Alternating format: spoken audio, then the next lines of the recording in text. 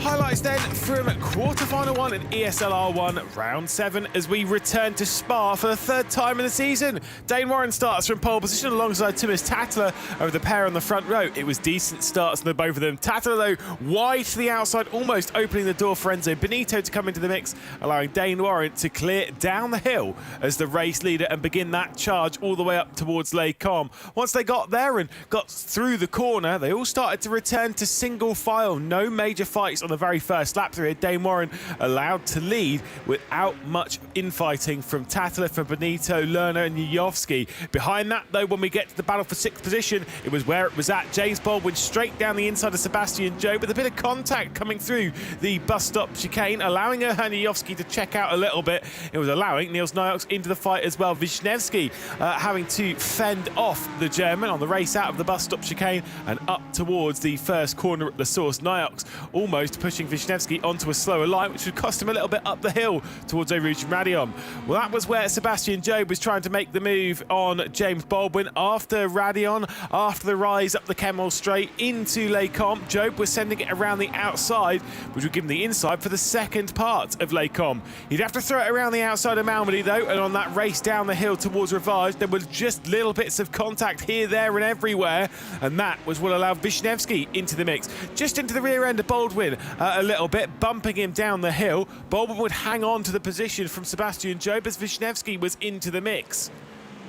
As they would leave the corner with no name, it was Baldwin from Jobe, from Wisniewski, but Baldwin was handed a penalty. Had to give up the position to Sebastian Jobe and almost had to Nikodem Wisniewski as well on the penultimate lap of the race as they would head down the hill. Still only half a second off that transfer spot inside that top 6 to move through to the semi-finals. What would he do over the final lap to close it? Dane Warren would come across the line as the race winner. Thomas Tattler in second position, then Enzo Benito, Moritz Lerner, Yujovski, and Sebastian Jobe was able to fend off the charges of James Baldwin late in the race.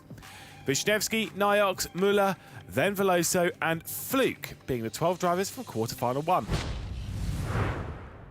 On to quarter-final 2, and it was Mitchell de Jong starting from pole position, Patrick Holtzman alongside on that front row, and the start was slightly better from the mouse driver of Patrick Holtzman. He would switch it up to come back down the inside, but Luke Bennett was almost looking there. Mitchell de Jong fending that one off quite nicely for the Porsche Commander eSports team, looking to go back-to-back when it comes to victories in the quarter-finals.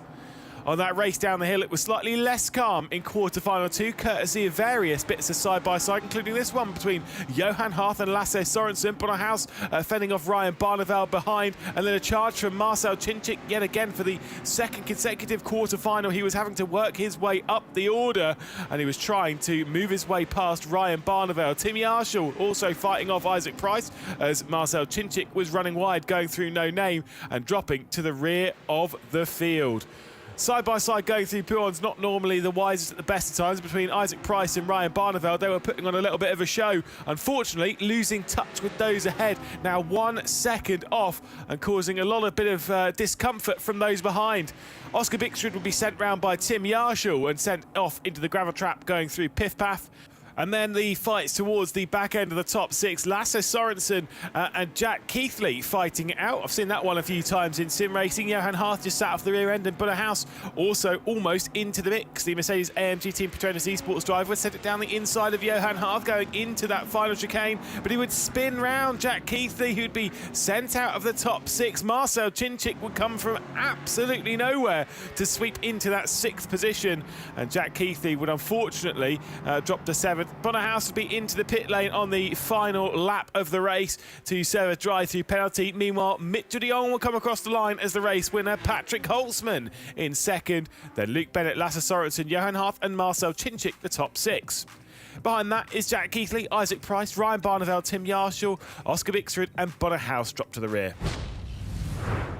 Highlights of quarter-final 3. Kevin Siggy and Joni Turmela starting from the front row of the grid. It was Kevin Ellis Jr. on that second row that had the poorest of the starts. Did not get going in that first phase, but thankfully the second phase was translated quite well, and it's not a particularly long run up towards turn 1 at Spa. And Kevin Ellis Jr. was able to fend off Joshua Rogers as they would start their fights down the hill. Brzezinski having to worry about Thibaut Casamon on his debut, trying to impress for the R8G eSports team. The pair of them going side by side through Rouge and Radion, and not even losing too much time in doing so. Thibaut Casabon trying to make his way past and looking for his very first semi-final, was not able to do so there. As Kevin Siggy was having to fend off Johnny Tourmala going through Lecom, Kevin Ellis Jr. also having to do the same with Joshua Rogers. There was a little brief moment where Johnny Tourmala was leading there, but as they got down towards Rivage, it was Kevin Siggy hanging on to the race lead from Johnny Tourmala, and Kevin Ellis Jr. keeping himself ahead of Joshua Rogers for the second time on the first lap.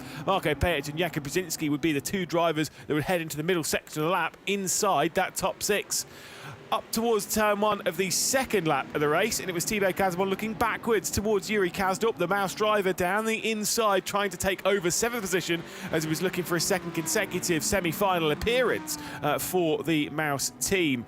Thibaut Casabon, though, trying to say absolutely not to that. Side by side for the second consecutive lap for him through Rouge and Radion, this time with a little bit of a bump, and it allowed Tommy Usgaard into the scene, the heroic driver trying to work his way into it. 3 wide. Oh, it doesn't normally work, and on this occasion it certainly didn't. The three of them all coming together, and Tommy Usgaard going for a spin into Lecom and dropping back to the final position on the grid. Josh Rogers was going on the attack. Kevin Ellis Jr. was his prey, and he was trying to grab himself 3rd position.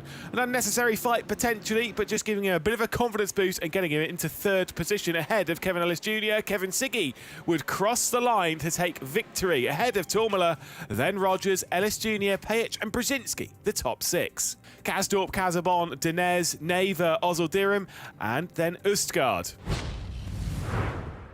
And on to quarter-final 4. Maximilian Benneker would be starting from pole position alongside Jeff Rietveld, 2 of them taking wins in quarter-finals around here. Mac Backham looking to make it 4 from 4 for Porsche Commander, and then drivers like Dara McCormack starting from the rear of the field, trying to work their way up and throw themselves into the mix. Big kick of oversteer from Ibrahim Khan as he would leave the first corner, but he would be inside that top 6.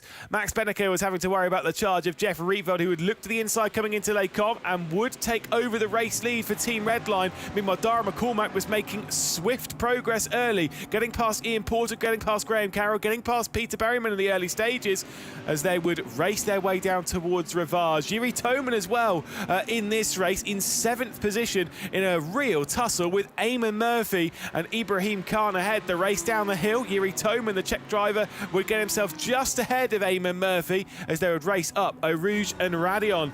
Was it all about to end in tears? 3 wide once again up the hill. Ibrahim Khan just about giving enough room. Lots of bumps, lots of bashes, and then Eamon Murphy was sent around as the second consecutive race. It does not work. Yuri Toman will receive a slowdown penalty, and it would be right into the pathway of Peter Berryman on the start-finish straight as Dara McCormack would work his way up into 7th position, trying to get himself past Peter Berryman, the inside line through Malmedy, and Berryman was not letting go. It was allowing Ibrahim Khan to clear away. By the time they got down towards Rivage, almost with a little bit of assistance from Graham Carroll, the door was opened for Dara McCormack to sneak his way through into 7th position. Peter Berryman down to 8th. Graham Carroll would have to remain in 9th, and Ibrahim Khan was 1.5 seconds down the road. A mistake, though, from Peter Berryman out wide through No Name, and he would spin almost in front of Graham Carroll. Final lap of the race, and coming across the line, Max Benneker would take yet another victory from Jeff Rietveld and from Mac Backham, who does make it 4 from 4 for Porsche Commander.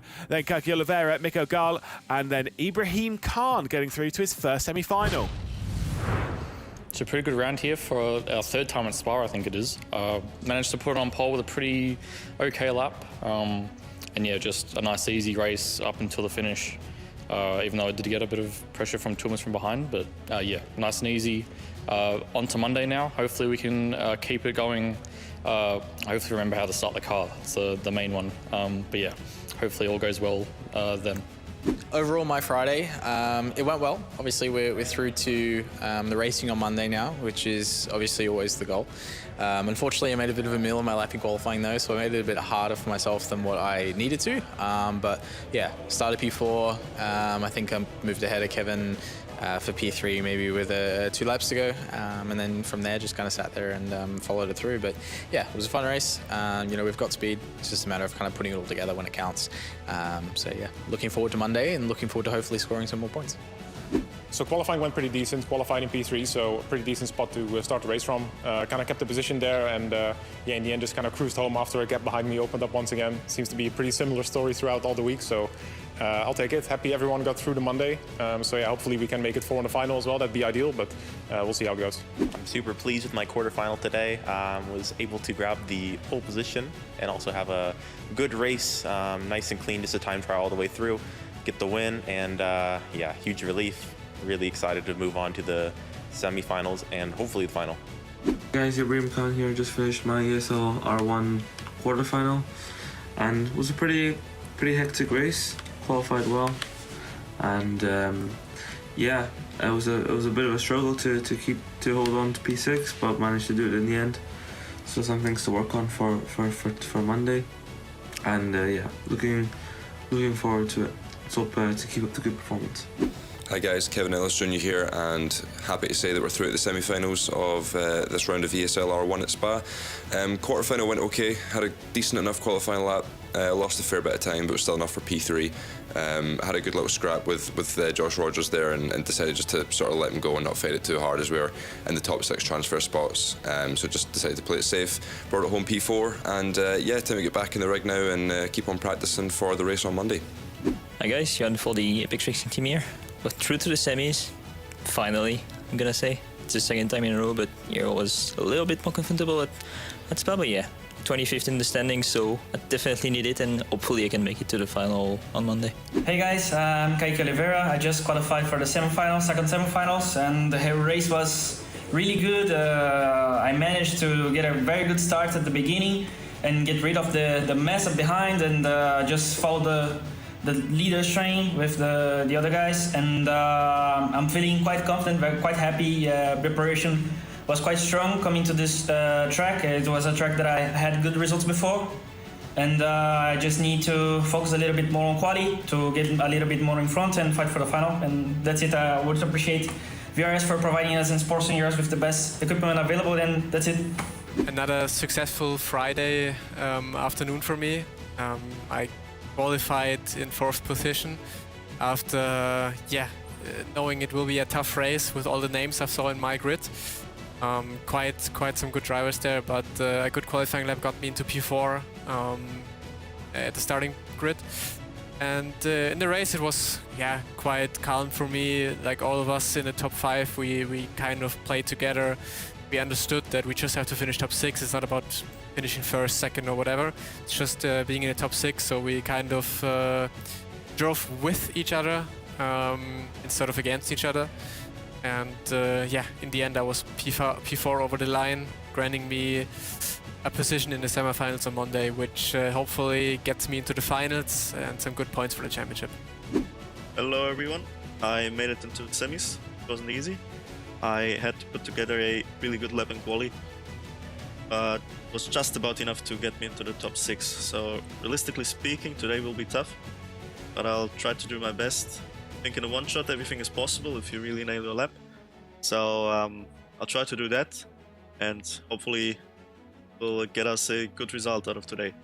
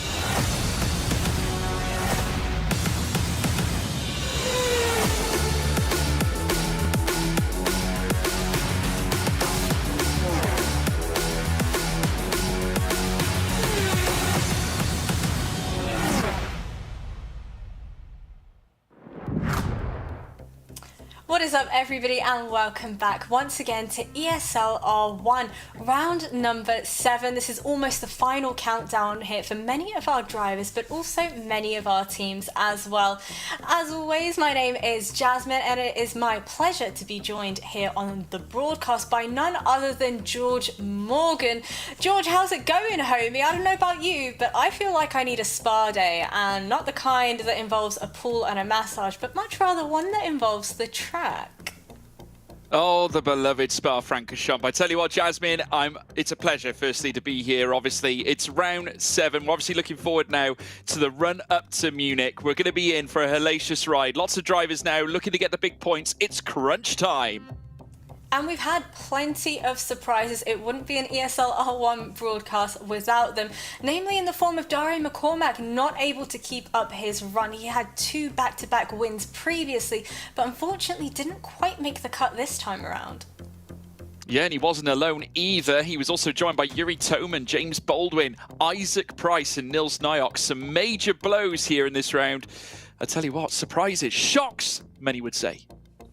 And we have lots of kind of fun activities, fun events taking place on the broadcast today. But we will be joined by the team manager on the side of Furia as well. So I'm looking forward to picking his brains just a little bit, as well as unveiling my livery rating, which we kind of dove into a little bit before the broadcast, George. How did you feel about my livery ratings?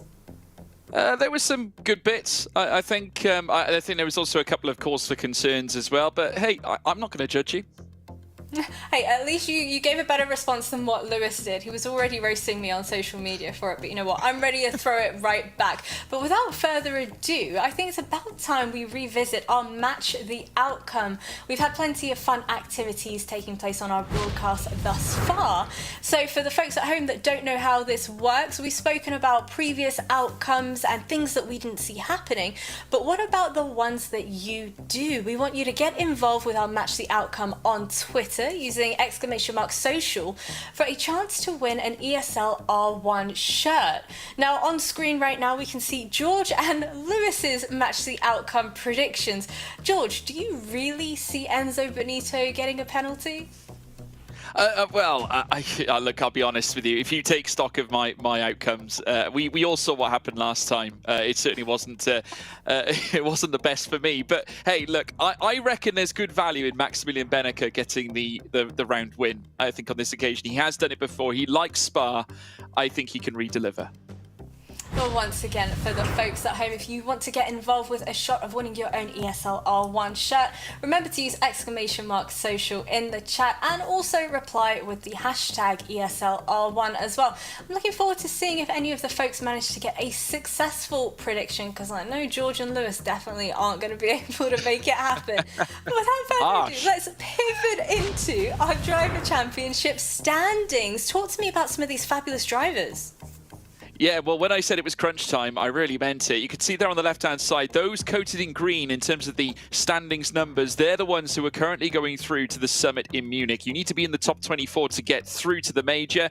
Of course, there are plenty of drivers at the bottom end looking for a place. And you can see that P24th place, so important. Isaac Price right on the bubble. Of course, we've got rounds, well, certainly more rounds to come. Naturally, further cars back, still very much on the precipice and in with a chance of getting through to Munich. So it's very, very exciting. And here we can see the race for the major now. Obviously, there are many contenders for this, but I can already pick out a few names. Now, the important ones I'd probably like to point out is Thomas Tattler. Where has that form come from? He's certainly seen a spike ever since that last round at Spa-Francorchamps. He's since then gone to Hockenheim and delivered, and the Nürburgring. Could another great result at Spa be on the cards? Now, are there any drivers in particular that you think are shout-out worthy with the improvement you've seen them consistently show us week after week? Well, I definitely think Thomas Tattler is going in the right direction, without any shadow of a doubt. I think we've got quite a few that are obviously in the mix, but Sebastian Job, I think, is also a very rich talent too. There's so many. I mean, obviously, that's the beauty of ESL R1. The races differ from week to week. We get all sorts here, and that's what delivers. And plenty over the short format, plenty of big moments, lots of points to be won as well, and it's all integral to be in the major at Munich. Well, with Tassler making his third semi-finals appearance now and his best placement thus far as well, Mitchell de Jong was able to keep up some numbers of his own as well with his very first pole position. So let's go ahead and find out how exactly they were able to do it. Dane Warren starts from pole position alongside Thomas Tattler. They all started to return to single file. No major fights on the very first lap. We get to the battle for 6th position. It was where it was at. James Baldwin straight down the inside of Sebastian Job with a bit of contact coming through. Sebastian Job was trying to make the move on James Baldwin after Radion, after the rise up the Kemmel straight into Les Combes. Job was sending it around the outside, which would give him the inside for the second part of Les Combes. There were just little bits of contact here, there and everywhere. Baldwin would hang on to the position from Sebastian Job as Wisniewski was into the mix.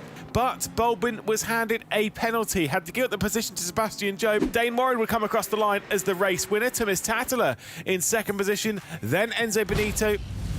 And it was Mitchell de Jong starting from pole position. Patrick Holtzman alongside on that front row. On that race down the hill, it was slightly less calm in quarter-final 2, courtesy of various bits of side-by-side, including this one between Johan Harth and Lasse Sorensen. Timmy Arshall also fighting off Isaac Price as Marcel Chinchik was running wide, going through no name. Lasse Sorensen and Jack Keithley fighting it out. But a house over set it down the inside of Johan Harth going into that final chicane. But he would spin round Jack Keithley, who'd be sent out of the top 6. Marcel Chinchik would come from absolutely nowhere to sweep into that 6th position. Bonnerhouse would be into the pit lane on the final lap of the race to serve a drive-through penalty. Meanwhile, Mitchell de Jong will come across the line as the race winner. Patrick Holtzman in second. Then Luke Bennett, Lasse Sorensen, Johan Harth and Marcel Chinchik, the top 6.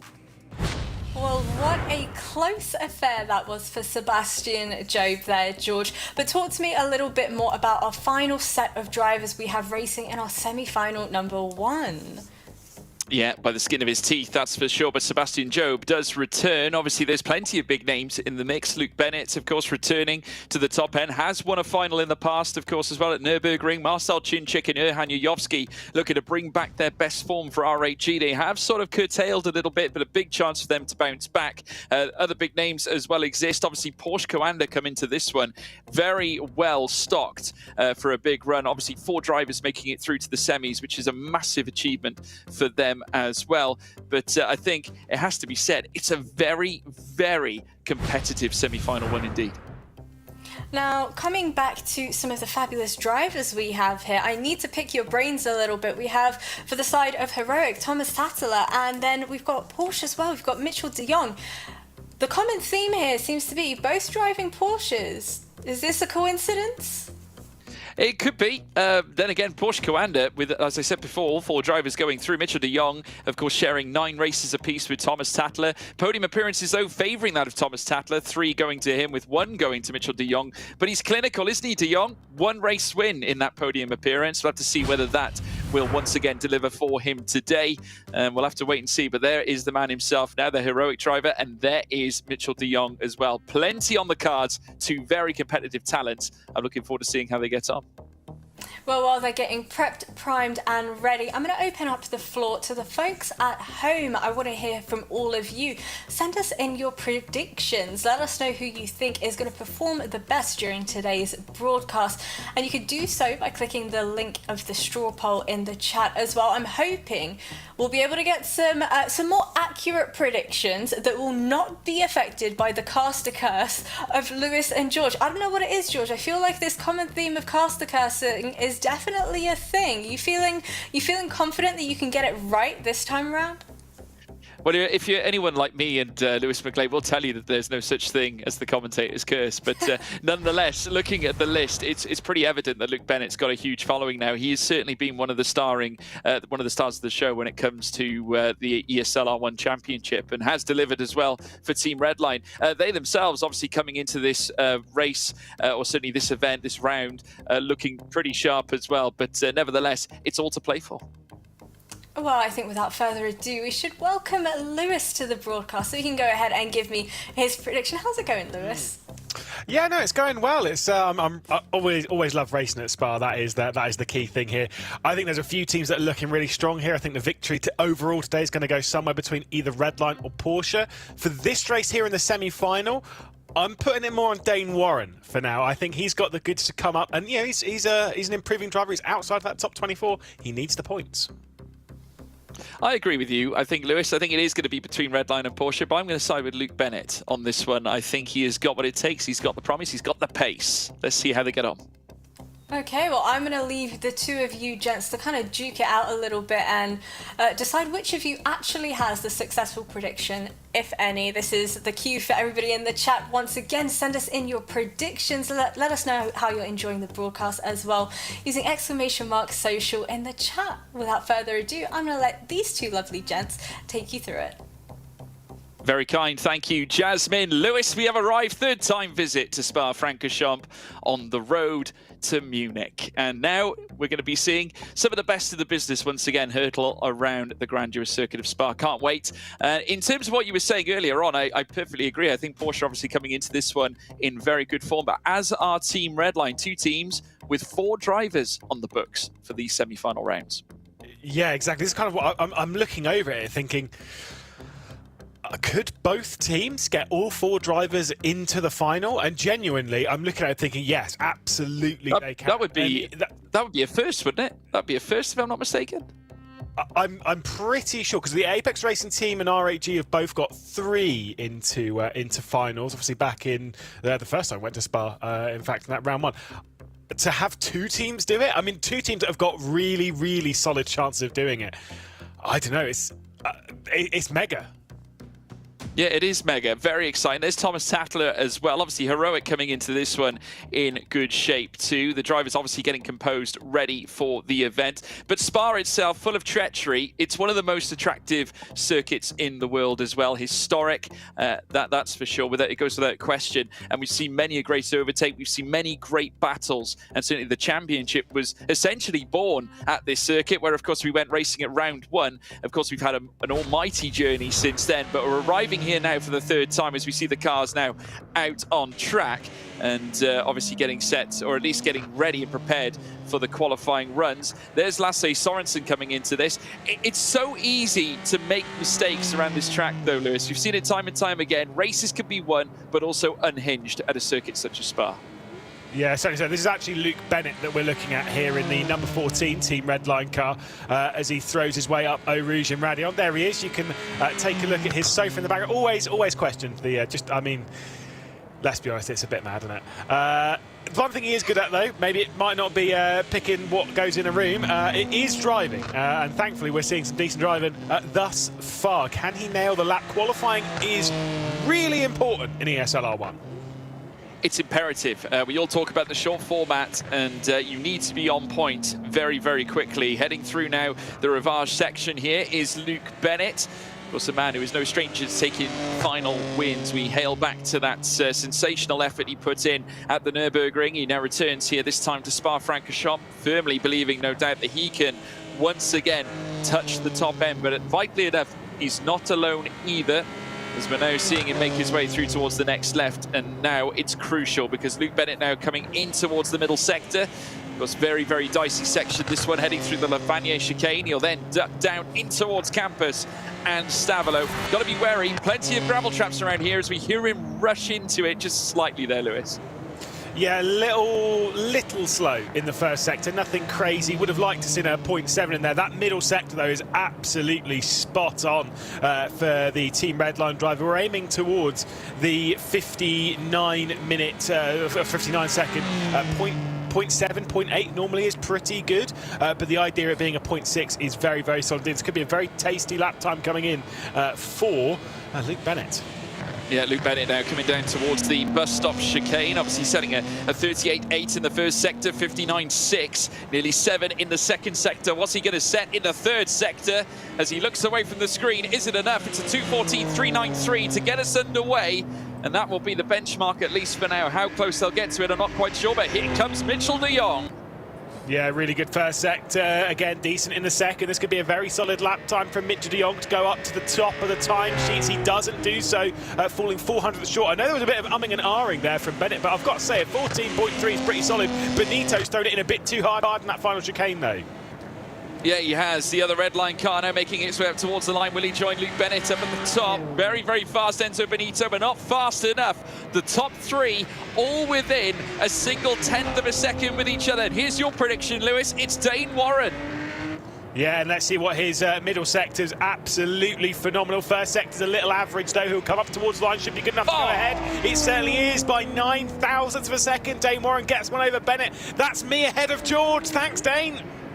Goodness me, I can't believe it. This is absolutely incredible. But Thomas Tatler now looking to join them up at the front end. 2:14.384 to beat by Dane Warren. He can't, but look at that. The top five, all within a single tenth of a second. I've got to say, this has got to be a first.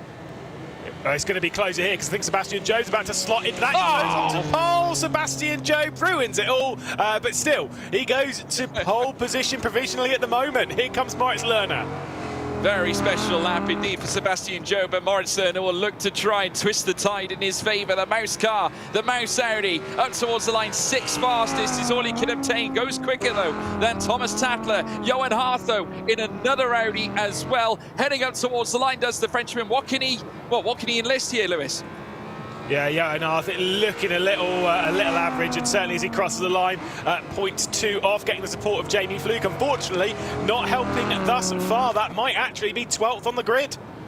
Could be third Audi in a row now to cross the line. It's Marcel Chinchik. Can he improve? No, this is not the best form we're seeing from Marcel Chinchik right now, and he is just over 1.5 tenths away from Sebastian Jobe. See what Lasse Sorensen can do out of the final corner. Furia, again, not looking so great. I think it might be towards that bottom line. It is only 9th. 2 more to cross the line. Holtzman and Yovski. Holtzman will be first. Yeah, it's the Audi festivities are starting to kick in now. Patrick Holtzman now looking to come and join the fun. The Mouse car.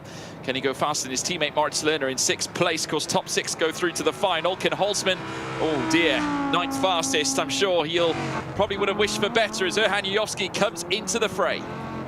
Yeah, again, this is not looking ideal. I think Yovski might challenge somewhere like 7th, 8th, 9th, somewhere in that ballpark. Certainly is 8th indeed as he crosses the line, but not what he would have wanted. RHG a little bit on the back foot, which when they're hunting the team's title, you know, there's only 2 rounds left to go before that's done at the end of round 8. This is mega for Redline.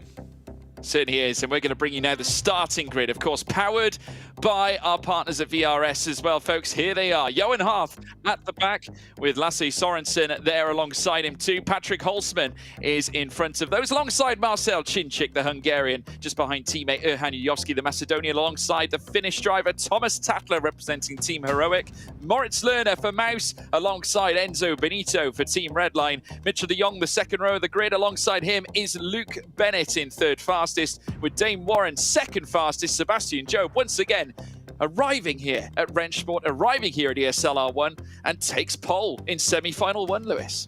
Yeah, and obviously at the moment, if things were to finish as they're running at the moment, Team Redline and Porsche Grand will get both drivers out of this. Did get a message from Luke Crane, who did say that no team has had all 4 drivers get through into the final. This could be the day.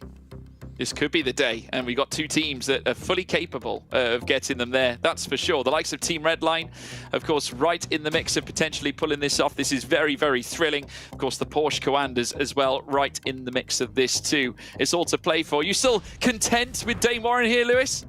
I am, but everyone watching certainly isn't. They're all voting for Lasse Sorensen. That I would not have predicted. It's me. Well, that's a very interesting call. That is 36.36% of the vote going towards Lasse Sorensen. Moritz Lerner just in behind as well. Sebastian Jobe, he's up there 13.64. Yeah, wow. I mean, fair enough. No one's taken my pick, but that's absolutely fine. Each to their own on that one. We'll have to wait and see with the race start. It's all about that run down towards not really turn 1. Yes, sure, that is important, but it's about that run. Eau Rouge, Radion, and down towards Les Combes. That's where this is going to get decided. Of course, our first bit of drama ever in ESL R1 came over the crest of Radion onto the Kemmel Straight when they decided it was a good idea to take it 4 wide. Spookily enough, it wasn't. Yeah, it was Bono House, if I remember correctly, who went for a spin heading up the Kemmel Straight, leading through towards Lake Com. Major moment. There's Luke Bennett, of course, ever composed in the hot seat, ready to race for Team Redline. Naturally, though, Spa, we will be seeing plenty of it. I know we don't like to see the major incidents too much, but of course they do provide spectacles, and we have seen many of those in this championship this season. As we've said before, though, folks, the top 24 going in, it is getting so tight in that bottom 24th place. Of course, Isaac Price currently holding on to that spot, but with him not being part of this semi-final here, Lewis, I think he's in deep trouble. No, but there's big talk for a few of these drivers, Sebastian, Joe, Dane Warren being good examples of that are potentially looking to move through into the final because they're outside of the top 24 at the moment. They're not going to Munich at the moment.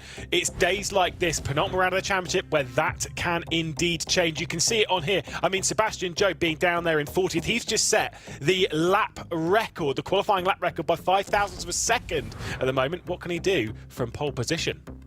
I think he can do plenty. It's the best place to be. Top 6, remember, folks, gets you through to the final now as all the cars line up on the grid, ready for the start of this race. First light, second light, third light, fourth light, and the fifth light here at Spa. And it's pedal to the metal, and it is go, go, go, go, go. And a very good start indeed by Dane Warren as he makes his way towards turn 1. Still not enough, though, to get past Sebastian Job. Not yet anyway, as they peel through now. There you can see the Team Redline cars also in behind. You've got another Porsche in the mix too, but it's the G2 Esports car belonging to that is Sebastian Job, who leads them through a Rouge and Radion. Luke Bennett there in third too. Mitchell de Jong in fourth with Enzo Benito. Sat in fifth place. Moritz Lerner there in 6th as well. But here comes now Dane Warren as they head up through towards Lake Com, through the Kemmel Straight, potentially 3 wide. Enter Luke Bennett, who finds the inside line. Can he get past Dane Warren? He can, and nose in front. A vital move on lap 1 of 7. He will at least maintain that place. And here comes Benito. Yeah, you got Yovski in there, you got a spin as well. That'll be Moritz Lerner going rid of a half spin. Thankfully, he catches it down the inside. Marcel Ginchik's going to go, by the way, on Thomas Tattler, one of those drivers who's trying to move their way up the standings at the moment. With R8Gs, you've got 2 red lines up there, you've got 2 Porsche up there, you've got 2 R8Gs on the cusp, and a low G2 Esports car sat at the front of all of that, laughing all the way to the bank. Yeah, you certainly do. Just look at them all in tandem. Marvellous job by RAG to catapult their way through the field. 6th place now for Jajowski. Chinchik in 7th. Now remember, they were in a similar position to this last time out at the Nürburgring. Remember, it was Chinchik in 7th, Jajowski in 6th. Actually, I think it was at the Hockenheimring, if I'm not mistaken, where they were both together. And we were waiting to see whether there would be any urgency for Jajowski to press on the car in front. They didn't do it. Will they have a change of thought this time, Lewis? But yeah, it was indeed round 5 of the championship in the semi-final. It was a very similar scenario to this. It was Jajowski ahead in 6th position, and Marcel Chinchik ended up finishing in 7th that day. And that is the way round they're running at the moment. Is that going to remain the case up towards Blanchimont? Marcel Chinchik very close to his teammate. Had a really good day on Saturday, winning the very first round of Formula E Accelerate this year. And Marcel Chinchik, considering how well he did in that, I mean, it's all big confidence boosters. And coming into this, he'll surely be looking for that top 6. Yeah, preparation obviously at the forefront for ESL R1. The 2 mouse cars coming together as well. Moritz Lerner and Patrick Holzman. I tell you what, all the drivers looking for a place at the summit. Moritz Lerner will be one of them, as will Holzman. Goes down the inside of his teammate there, Moritz Lerner. Obviously very keen to move himself up the table. Has done 10th fastest now, or 10th place on this classification. Johan Haaf also trying to get into the mix, needs to get himself off B12. Now at what point now do the mouse drivers opt to work together? They've got a little bit of ground to gain there on Lasse Sorensen, but look at Johan Haaf there with a beautiful little bit of overspeed as the 3 Audis now make their way up the straight now too. Breaking away, Moritz Lerner just slightly, Patrick Holzman in trouble, and here comes the swap. Chinchik up into 6th. They almost read our minds, Lewis. Interesting. Erhan Jajowski's, I was going to say Erhan Jajowski's 6th championship. Obviously, Marcel Chinchik's 3rd. They've got really nothing to win or lose here, but maybe there's a bit more focus towards Chinchik maybe going after a round win. That's what I've put on the match, the result. Obviously, everyone else go out onto Twitter and do the match, the outcome. I put Marcel Chinchik to win the event overall. Bold call, but RAG are helping me out here a little bit by potentially getting Marcel Czincik through to a final. I was going to say something about those battles a bit lower down. Johan Harth moving his way past Patrick Holzman. That's actually really big for Johan Harth. Do remember that he is 25th in the standings at the moment as we check out a replay. This is what happened to Moritz Lerner. Yeah, absolutely. Coming together with the RAG as well. As we now see them come through. Now that, yeah, very, very close. And I do wonder whether Yovski's opted to allow Czincik through because he knows he might be getting a penalty for that. Penalty. Literally what I was just about to say. I think Yovski might think he's got a penalty coming here. Let your teammate go, let them get on with it, hold everyone up and almost guarantee that we at least have one car moving through into the final. Again, it's that RAG mentality, teamwork coming together. Incredible. And here it comes. Yovski receiving a 4-speed limit of 60, so a slowdown essentially, 5-second slowdown in the zone due to forcing another driver off track. So that is the response from the stewards. Now the Furia cars go looking around the back of Thomas Tattler in his Porsche. The fury there of Lasse Sorensen certainly not content with staying in 9th place as they went swarming through the bus stop chicane. Oh, goodness me. And that was the slowdown. I think Yovski was told to slow down, and I think Tattler went straight into the back of him.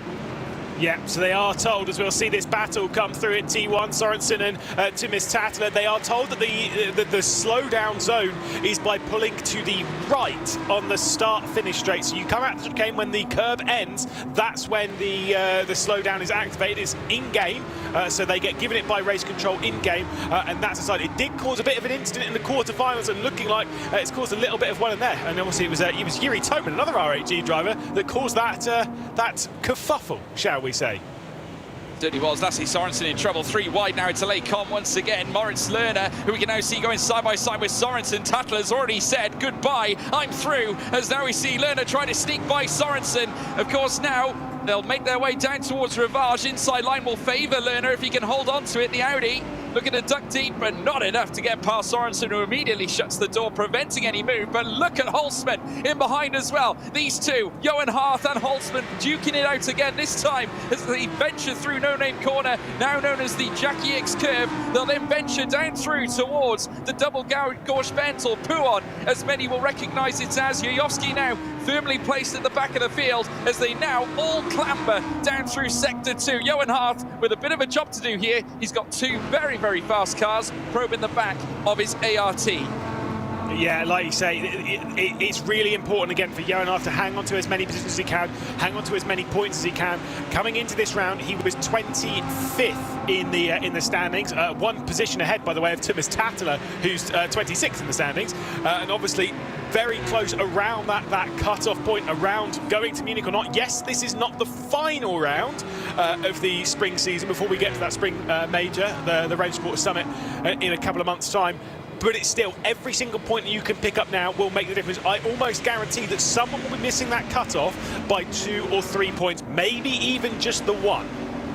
Yeah, absolutely. You can see there Johan Harth now aggressively defending, trying his best. Obviously, he's very, very wary of the fact that he needs all the points he can accrue, with, of course, the Munich Summit on the line. There is Patrick Holzman there in 11th place as well. He's literally been looking for every which way, any access possible to get past that of the Apex Racing teams. Johan Harth with Erhan Yovski, who's sustained that time penalty or that slowdown and has now firmly reduced his prospects here in this round. Obviously now at the back of the field here as they make their way through Eau Rouge and Radion. Back again now, the Audis, as they now jettison their way up the Kemmel Straight. There is Erhan Yovski now, the Macedonian, again right on the rear wing of Patrick Holzman. Will he have a little look heading in towards Lecom? We'll have to wait and see. I don't think he has quite enough pace to make the move, but I tell you what, Patrick Holzman, again, very, very early on the brakes there. Of course, Yovski might have been a little later as they come through Lecom now, venturing through Malmedy. Still no changes there at the bottom end, but you can just see how aggressively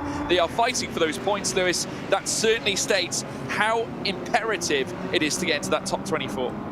Yeah, I mean, it's the entire thing of what you're playing for in this championship. Don't get me wrong, there are some drivers like Yovski, like Moritz Lerner, who yes, yeah, a bit further down than they want, but relatively, as much as they might be ending the journey here today, they're in decent enough position in the standings where they'll be going through to the Red Sport Summit. I mean, of course, Jovski's 6th in the standings, Moritz Lerner's 10th in the standings. I don't see them dropping outside of that top 24 at the moment. Lasse Sorensen's one of the drivers who's kind of joined us a little later in the championship, currently sits 31st in the standings, so he's in that ballpark with what we said with Johan Harth, Thomas Tattler, where if they are going out now, they need to score as many points as they can. They need that 7th position. That 7th position is almost like a win to some of these drivers just to get those extra few points onto the standings. I don't think anyone else is really going to be progressing now. I think we've got our top 6 set unless they start fighting. Yeah, and do you think now we're going to start seeing a lot more of this as we come towards the closing stages of the championship? Probably, yeah. No, I mean, everyone will have got used to the meta, so to speak, of how this competition is going to work and of how to kind of be balanced with yourself and how you're going to work your way through. For example, right now inside the top 6, I have no doubt that Luke Bennett will give a couple of looks to Sebastian Job to try and get the win, but will not risk anything too silly. There might be a look coming down towards that final chicane. There might even be a proper send to give it a go, but it's not going to be anything too crazy, too audacious, because they know how to play the cards now. They've done this enough. Yeah, they certainly have done. Of course, we've had an absolutely incredible time calling this championship. There's been many, many major moments. There's Marcel Chinchik, obviously currently in the top 6. As things stand, he is going to be heading into the final. But crucially enough, if you look at the top 6, 2 Porsche Coanda cars, 2 Redline cars, as Moritz Lerner who's given up waiting, sending it straight through Lecom and gets himself ahead of Lasse Sorensen. And there is Patrick Holzman as Erhan Jojovski now finds his way into P11 as well, with Holzman now propping up the field. I think Lerner might have actually hit something quite hard in this race, because that camera is not in the normal angle. Point is, I mean, we can see exactly what's happening with his hands. Can't see what his facial expression is, so we don't know if he's angry or if he's pretty calm right now. I'd suggest it's probably leaning slightly more over to the angry side of things. He'll be feeling a little bit wrong-footed, maybe, a little bit disappointed with how things have gone after qualifying and such. 8th position, might be able to sneak a 7th here, but realistically there's no final incoming for Moritz Lerner, unfortunately, unless there is yet more drama inside that top 6. We look at Johan Harth now, who's trying to apply pressure to the back of the Furia machine. No way to make a move at this point of the track, but it's coming down that chicane, isn't it? It certainly is, and we've seen it quite a few times at bus stop where the opportunities are won and lost, as we now see Johan Harth, who has obviously managed to get his way up into P10 and has held it very, very well indeed. Jovski still getting closer and closer, but crucially enough, Johan Harth getting closer to Sorensen as well, who's just lost out to Moritz Lerner, heading up through towards Lecom. They'll now make their way on lap 5 of 7, soon to be lap 6 of 7 through the bus stop chicane. And there you can see the BMW caught between 2 Audis, of course, being led by Moritz Lerner. Thomas Tattler, with all the fighting, has been able to grow his advantage ahead of Lerner in that 7th place to 1.7 seconds. And now Lerner needs to put his foot down, ideally. Of course, he's got a lot to worry about in behind him, as we're now seeing Harth and Jovski leave La Source. And they'll make their way now through towards Eau Rouge and Radion. Harth, of course, certainly mentioned that how they've been trying to improve their consistency. It hasn't been the easiest run for them this championship, but a good result here, big points, could mean a lot to them in terms of their standing here. I mean, remaining consistent against genuinely the best drivers in sim racing is never going to be easy, as Marcel Chinchik and Enzo Benito begin a little bit of a dance for 5th place, as Erhan Jojovski's got down the inside of Johan Harth. He's sending it in at Lecom. He's got the outside for the 2nd part of it, and Johan Harth is going to drop back the position. R8G moving slightly forward here, and Jojovski goes to 10th. And remember, there's a crucial teams championship currently underway, because of course Team Redline, who are currently in this round, leading the championship. Remember, a solitary 4 points is all that separates R8G and Redline. They don't want to lose too many, because at this point they will be dropping points to Team Redline. So it's in the interest of Erhan Jojovski to put his foot down, get to work, try and reduce the damage here, because at the end of the day, they're the sole 2 R8G cars left in this round. Yeah. By the way, I did say that Moritz Lerner might be a little bit angry. Got a message from Timo Lena, who's Crystal Productions, does various things like on other platforms when it comes to videos and stuff. I know he keeps his eye on Red Sport stuff. He said Moritz doesn't get angry. At most, he's slightly annoyed. I could agree with that. I've raced and seen Moritz racing for a long time. He doesn't really get that angry. He doesn't really get that miffed. He's always pretty well relaxed. Unlike some other drivers like myself, I get very angry very quickly. Sebastian Joe presently leading the way though from Luke Bennett. I'm sure they're all pretty calm at the front. I'm sure they are. Sebastian Job, I tell you what, looks like a very cool, calm, collected young man. I mean, what a fantastic talent this man really is. I mean, he hasn't been in this championship long, Lewis. He hasn't had the opportunity, should we say, to at least get a few races under his belt prior. But he's just a rock ESL R1, and he's taken it by storm. A scintillating lap to land pole in what could only be described as one of the most competitive grids you're going to see in sim racing, certainly here on Wrench Sport. And you know what? He wears many hats. He's a Red Bull simulator driver. He's competed across many different sims. Porsche Cup Britain champion. Once you know, and he just delivers across many different sims. It is absolutely mind blowing what this young man can do. Yeah, he's a phenomenal talent for the world of sim racing. Get through some pretty big ups and downs, but obviously life at the moment is more so focused on, as you said, being the Red Bull Racing F1 simulator driver. I mean, that's a pretty big shoes to fill, but he's done a fantastic job in doing so. And like you say, to have jumped into this, this is his second round of the championship, looking really, really strong. To be on the cusp immediately of working your way through into not only the final here, that's all very well and good, but really to be aiming for a trip to Munich after just 2 rounds. I mean, do you need to say more? He is that good. It's impressive, and again, he's got some very, very top talented drivers behind him. Luke Bennett, Dane Warren, Mitchell de Jong. I just want to make it known as well, Luke Bennett is ahead of Dane Warren right now. So I know, I thought that on the start. I was like, oh no. Fantastic. Mitchell de Jong, though, making his way through the next right. What's also important here as well, Lewis, is the fact, as I alluded to, Team Redline and Porsche up to now, you know, all drivers currently going through to the final as it stands. Obviously, we're still not yet in semi-final 2, but there's a good chance we could yet see 4 cars in the same team. Could be 2 teams of 4 cars making their way into the final this round. Could certainly be so, but will they be taking victory? Because right now, at the moment, they're looking to be slightly outpaced by this man, George. They certainly will. Sebastian Job coming into the bus stop chicane for the final time here in semi-final 1. Patrick Holzman is receiving a drive-through for a corner cut. Now that's going to certainly not help, but Sebastian Job takes victory in semi-final 1. And what a statement from G2 Esports. He's got a smile on his face, jubilance all round. I'm sure G2 are chuffed with that, the BMW team to the top. What a result for the young man, Lewis. That's how you get started. Like you say, when Team Redline and Porsche Commander are looking so strong, to still come out and to still slap a result like that onto the table, it just shows you the quality of driver that Sebastian Job is. Whether he's going to be able to do it in the final, though, we'll have to wait and see. We'll take a look very quickly at highlights from semi-final 1. Of course, Sebastian Job set that record-breaking lap to take pole position on that race down to the first corner. It was a slightly slower start from Sebastian Job. He was able to hold on to the race lead. Dane Warren was trying to attack around the outside and actually put ever so slightly on the back foot by the time they got up towards Les Combes. Various tussles on the race down towards Eau Rouge and Radion on the first lap. Various tussles up towards Les Combes.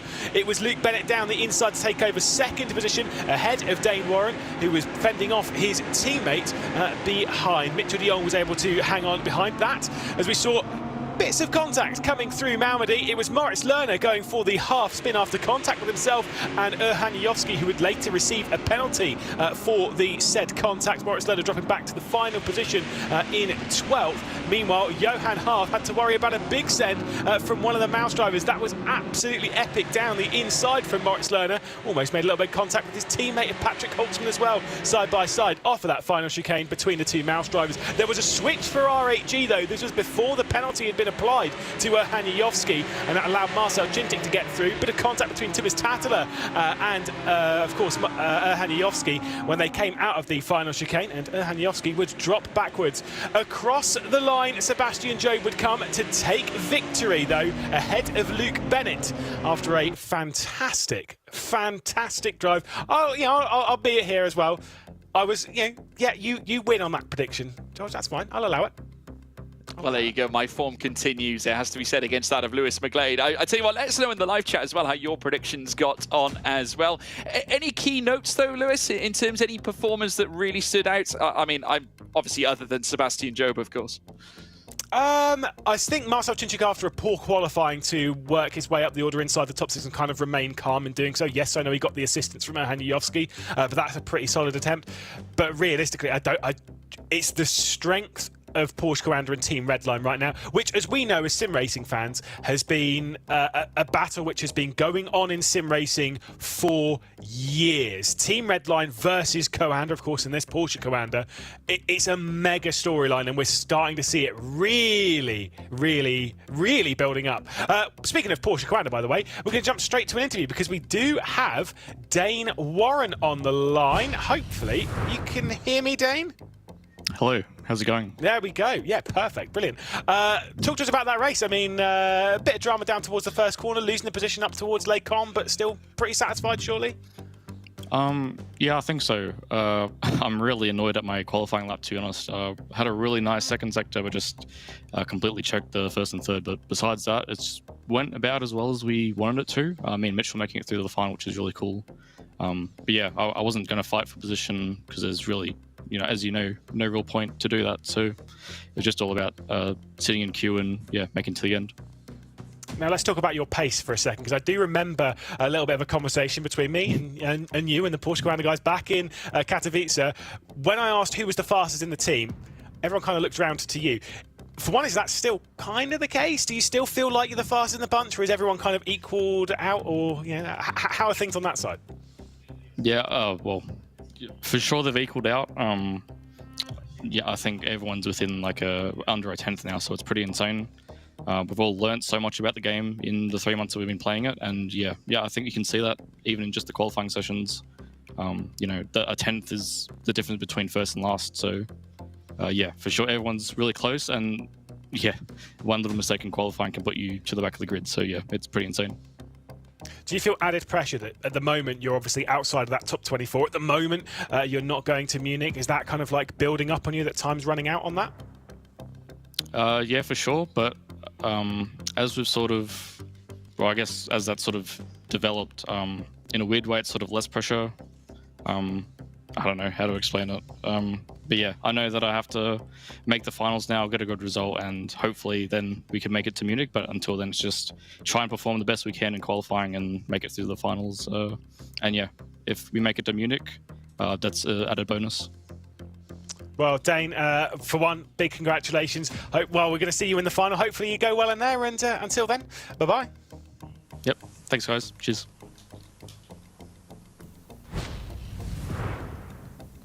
Well, gents. That was a little bit of a roller coaster of emotions. Obviously, we had Sebastian Job, fabulous record time in terms of his lap time for qualifying, most definitely. And then we had Moritz Lohner. Sadly, things didn't really pan out his way. What do you think went wrong for him, George? Well, I mean, obviously the mouse cars, I think, were under some convincing pressure. Obviously, they came together with the R8Gs at the very start. Obviously, Yuyovsky actually getting penalised for that later on.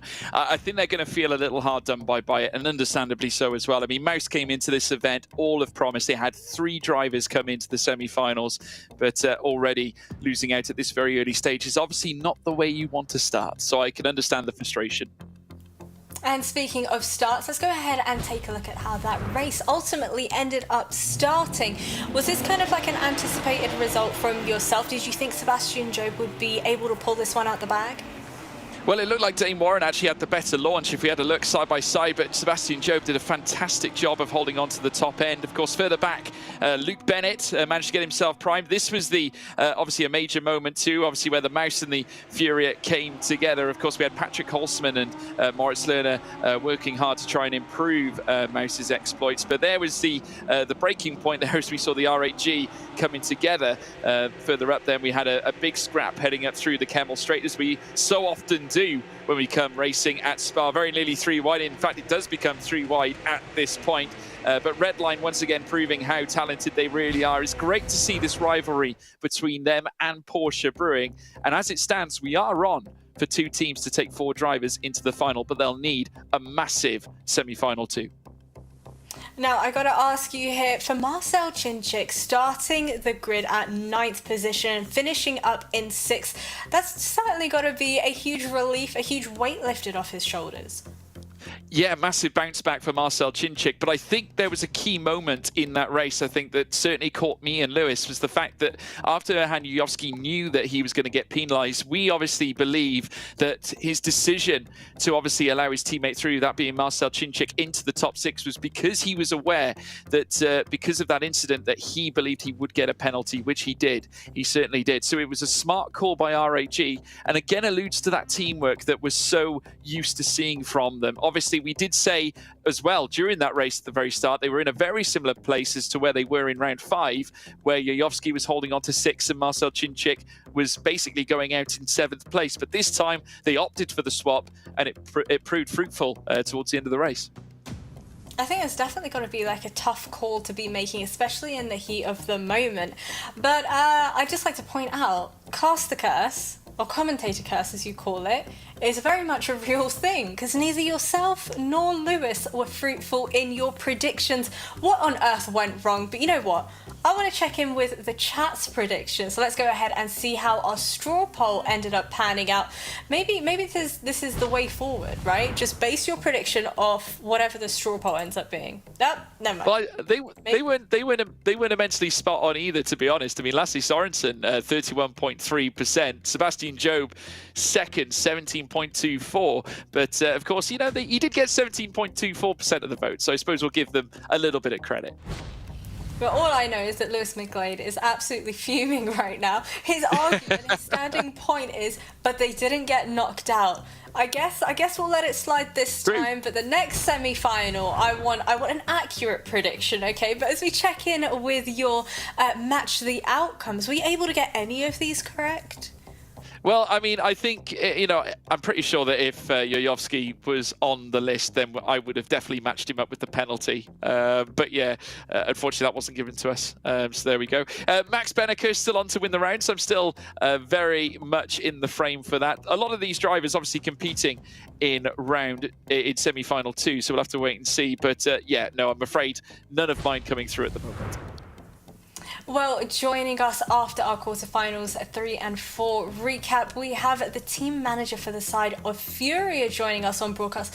I love having access to team managers and kind of people that work a little bit behind the scenes as well, because I feel like it gives us that a little bit more insight into the inner workings of all of these teams and all of these drivers as well. Agree or disagree? Absolutely. I mean, we had Javi Guerra on with us last time, and he was absolutely brilliant to listen to. Obviously, he gave us his insights as to what it's like to certainly govern a team like Williams Esports. And I'm very excited to hear from the Furia team boss. I think Gilherme, you know, will certainly shed some light on what it's like to manage such an incredible team such as Furia that has certainly improved. But yeah, I look forward to speaking to him later on. It's going to be great. Well, Kevin Siggy got his 3rd pole position of the season in quarterfinals number 3. Can he make it to another finals? Let's find out. Highlights of quarter-final 3. Kevin Siggy and Joni Tuomela starting from the front row of the grid. Brzezinski having to worry about Thibaut Casamon on his debut, trying to impress for the RAG Esports team. The Thibaut Casamon trying to make his way past and looking for his very first semi-final.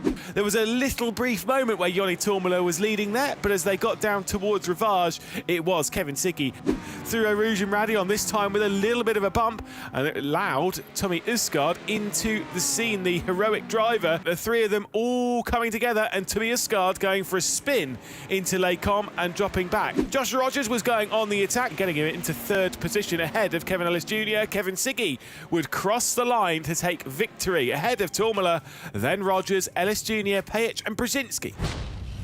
Maximilian Benneker would be starting from pole position alongside Jeff Rietveld, two of them taking wins in quarterfinals around him. Max Benneker was having to worry about the charge of Jeff Rietveld, who would look to the inside coming into Les Combes and would take over the race lead for Team Redline. Jiri Toman in 7th position in a real tussle with Eamon Murphy and Ibrahim Khan ahead. Was it all about to end in tears? 3 wide once again up the hill. Ibrahim Khan just about giving enough room. Lots of bumps, lots of bashes, and then Eamon Murphy was sent round as Dara McCormack would work his way up into 7th position, trying to get himself past Peter Berryman. A mistake though from Peter Berryman out wide through No Name. Coming across the line, Max Benneker would take yet another victory from Jeff Rietveld and from Mac Backham, then Kaki Oliveira, Mikko Gal, and then Ibrahim Khan getting through to his first semi-final.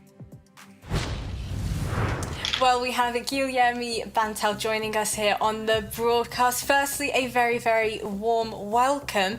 But you know what? I'm going to dive straight into it. I need to ask you, we've seen a little bit of an up and down performance in the sense of, results from yourself and your team. But how much of it do you think is down to the change of drivers between the different rounds?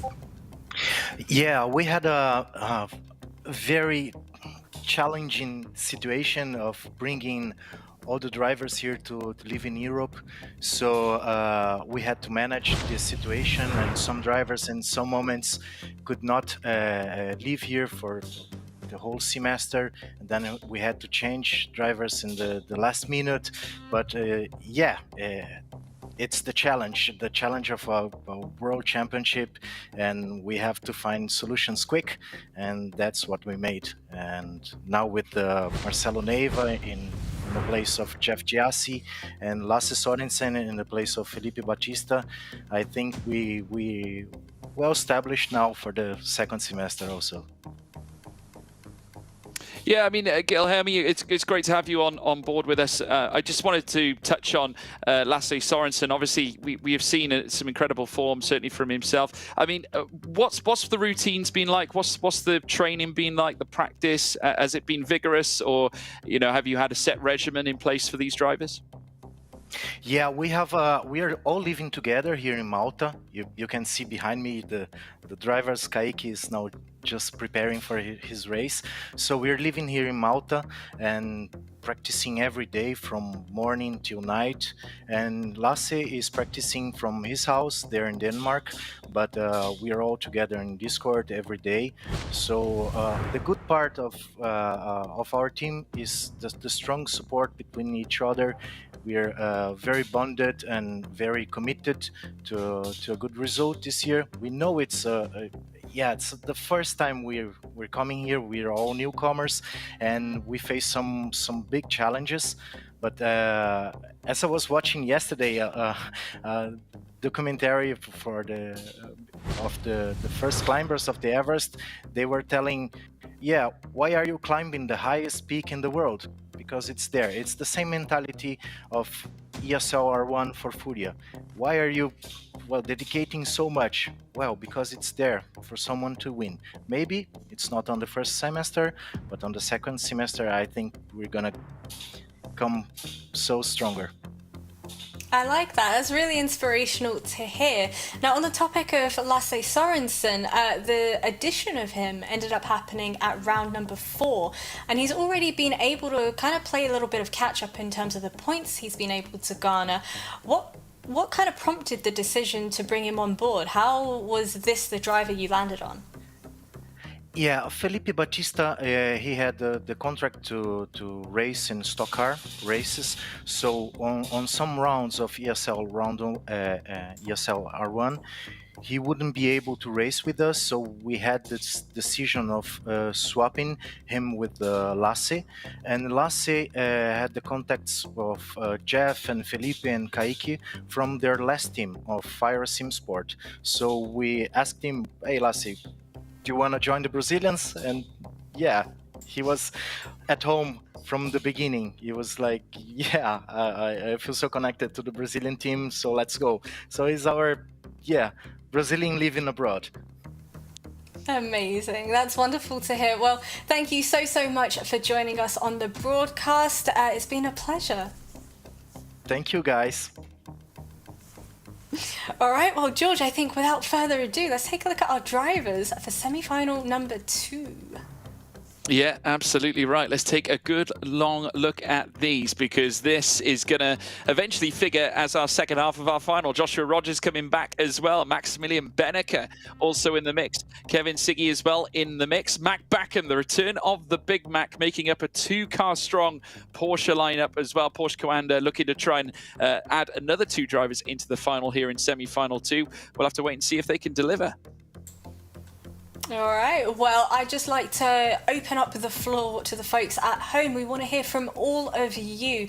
This is your opportunity to help us shape the future of Rennsport. We're all about kind of hearing what the community has to say, so go ahead and fill out our survey. Let us know how you've been enjoying the broadcast so far. We're all about open to feedback and all things like that as well. So !survey, fill in the survey and let us know your thoughts and feelings. But without further ado, gents, it is predictions time. Real quick, hit me with them. I'm going to let George go first. You're going to let me go first? All right, okay, I'm going to first. throw it right on the line. I'm going to go for the Big Mac. Mac Backham. Really? Yeah. I'm going Kevin Siggy. Why not? All right, let's see whether or not the caster curse rings true once again, gents. Take it away.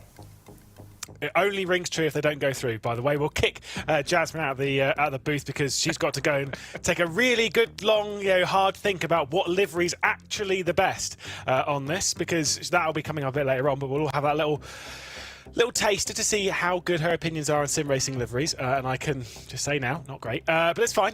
Race at hand, let's focus on that, because we've got a bit of a fight on offer at the moment. Do you think Team Redline and Porsche Commander can get both drivers through into the final? Well, they've done it once already. They did it in semi-final 1, so they can effectively do the same again this time. I mean, hey, look, anything's possible here, Lewis. I mean, we've seen streaks being broken, we've seen streaks being established. Obviously, we all wondered when we were going to see 2 consecutive final wins. We were waiting to see whether we get 2 differing final wins in total this season, because of course for the first 3 rounds, or the first 4 rounds, until Dara McCormack got his second, we of course had a different driver winning a final. Dara of course being the first to win consecutive finals. So today could be the day where we get 4 cars of one team in a final, which I think would be a great achievement, say for either Porsche Commander or even Team Redline. But to answer your question, I think it's definitely possible. Yes, I think that's the big thing, is that not only do we have one team that has the potential to get through all 4 cars, right now we have 2 teams to do so, and they just happen to be 2 of the biggest teams in sim racing. We're on board with Josh Rogers taking a look around this lap. Now, compared to different car, so fair enough, but compared to some of the lap times that we were seeing in the previous qualifying session, first sector's actually really quite solid. Not incredible, but not groundbreaking, but let's be honest, it is up there with being the fastest. Luke Bennett's lap time, I do remember it was like it was a 38.8 in the first sector, so being a 38.7. I'm not sure it's as fast as Job's first sector in that, but who knows? It's pretty impressive so far. It is pretty impressive. Joshua Rogers now coming through the next chicane now. You need to be very, very easy on the throttle. Do not want to lose the car. Of course, riding all the curbs as well, even on exit, even dipping into the gravel just a little bit. Campus and Stavilo coming up next. And again, you've got to be wary of that gravel on the left, rumbling over those curbs, attacking it. No fear from Josh Rogers there in the middle sector, Lewis. Yeah, I'm just going to read out Sebastian Job's sector time, so at least we've got that as decent reference. Sebastian Job's first sector was a 38.845, obviously, so going a tenth faster than that. Then his second sector was a 59.664, so a tenth. So we're kind of on that sort of equilibrium halfway between. Looking for a 2:14.3 at the moment is what Rogers is doing. Maybe he's looking for something slightly better. Into that final chicane, absolutely mullers that first curve. Porsche Commander then leaving the final corner. What can Rogers do? He's aiming for a 13-something. 14-something. He does a 14.2. That is a mega lap time from Joshua Rogers. That is a mega lap time indeed. Marko Pejic, the previous final winner, of course, coming back here now this time against that of Joshua Rogers. No way near enough to topple him at the top. Just over 0.3 of a second away from Joshua Rogers.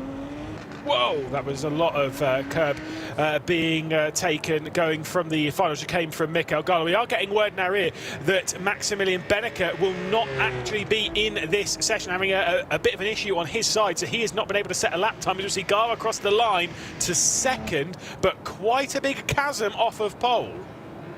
Absolutely. Kevin Ellis Jr. up towards the line. Second fastest for Kevin Ellis Jr. Goes ahead of Mikael Gala. And yes, heartbreak from Max Benecke, who is not going to settle up. But here comes the Big Mac. It's Mac Backer. Yeah, again, decent first, average second. See what he does across the line. He's going to try and move his way up, but only fourth. As much as Rogers' lap time is absolutely phenomenal, no one is even able to get remotely close. What it's going to do is it's going to leave the door open for some of the more underdogs to go after something. What can Oliveira do up towards the line? Kaiki Oliveira now up towards the line for Team Fury. We just spoke to their team boss. He'll be happy, I think, with fourth fastest. That'll at least put him in the top 6. But now, here comes the man with the greatest moustache you'll ever see. It's Kevin Siggy. Yeah, the Sixter's coming up towards the line. Good enough for fourth. You can see that moustache. I saw the twitch. I saw the twitch of the tash. He wasn't pleased.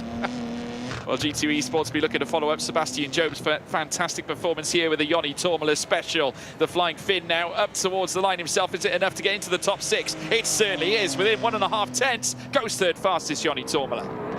Yeah, Brzezinski now the next one into this. Again, that second sector, I'm going to say it now, that second sector is not good. Might actually not even beat Pajic here as Brzezinski comes up towards the line. Yeah, there you go. Stays in ninth. It will, it's not going to be the back of the grid because we know Benecke is going to be starting from 12th, but still, that is not the lap time he wanted. Here comes Rietveld. Yeah, Jeffrey Rietveld now looking to turn around his recent difficult run of form. 9th fastest is all he can obtain. I think he'll be a little disappointed.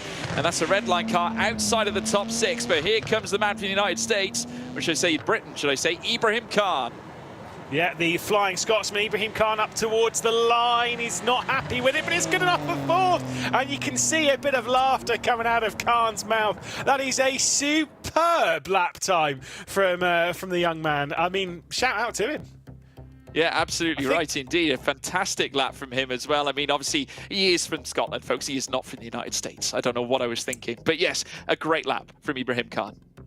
Certainly so. We'll take a look then at the grid for the semi-final 2. Of course, powered by our partners in VRS. Maximilian Benecke, after not setting a lap time in that session, will start from 12th. And last, Jakub Brzezinski with that lap time late on will start, unfortunately, on that rear row of the grid in 11th. Then we get to Jeff Rietveld, of course, did take a victory around here in the quarterfinal, that very first quarterfinal that we had earlier on, as we do lose the graphic a little bit there, so I do apologise for that. We'll take a look again. Marco Pajic will start from 9th. Then Mac Backham starting from 8th position. Kaiki Oliveira just outside of that all-important top 6 will start from 7th before we get to those that at the moment will be transferring their way through. Team Redline's Kevin Siggy, Mikael Gala representing Heroic, then Ibrahim Khan with that fantastic final lap time for BMW M Team competition to get himself up into 4th position. Joni Tormala for G2 will start from 3rd. Kevin Ellis Jr. on the front row of the grid representing the Apex Racing team. What can he do from there? And of course, guess who it is on pole? It is Joshua Rogers.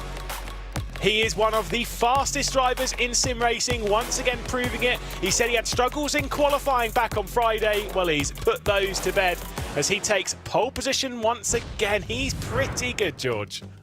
He certainly is. Joshua Rogers, who is, of course, already a final winner, actually took the final win at Hockenheimring.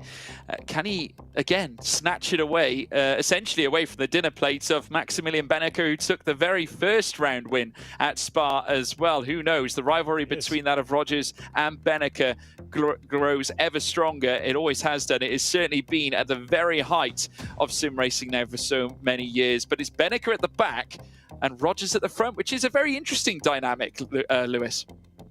Yeah, obviously, again, those two have fought time and time again. There is Maximilian Benecke. You could see a little frustrated. He knows the work that is ahead of him. There are 7 laps in this race, 7 attempts around the 7-kilometre circuit, so plenty of time for him to work his way up. Obviously, saw Kevin Ellis Jr. there, another Scotsman in Ibrahim Khan.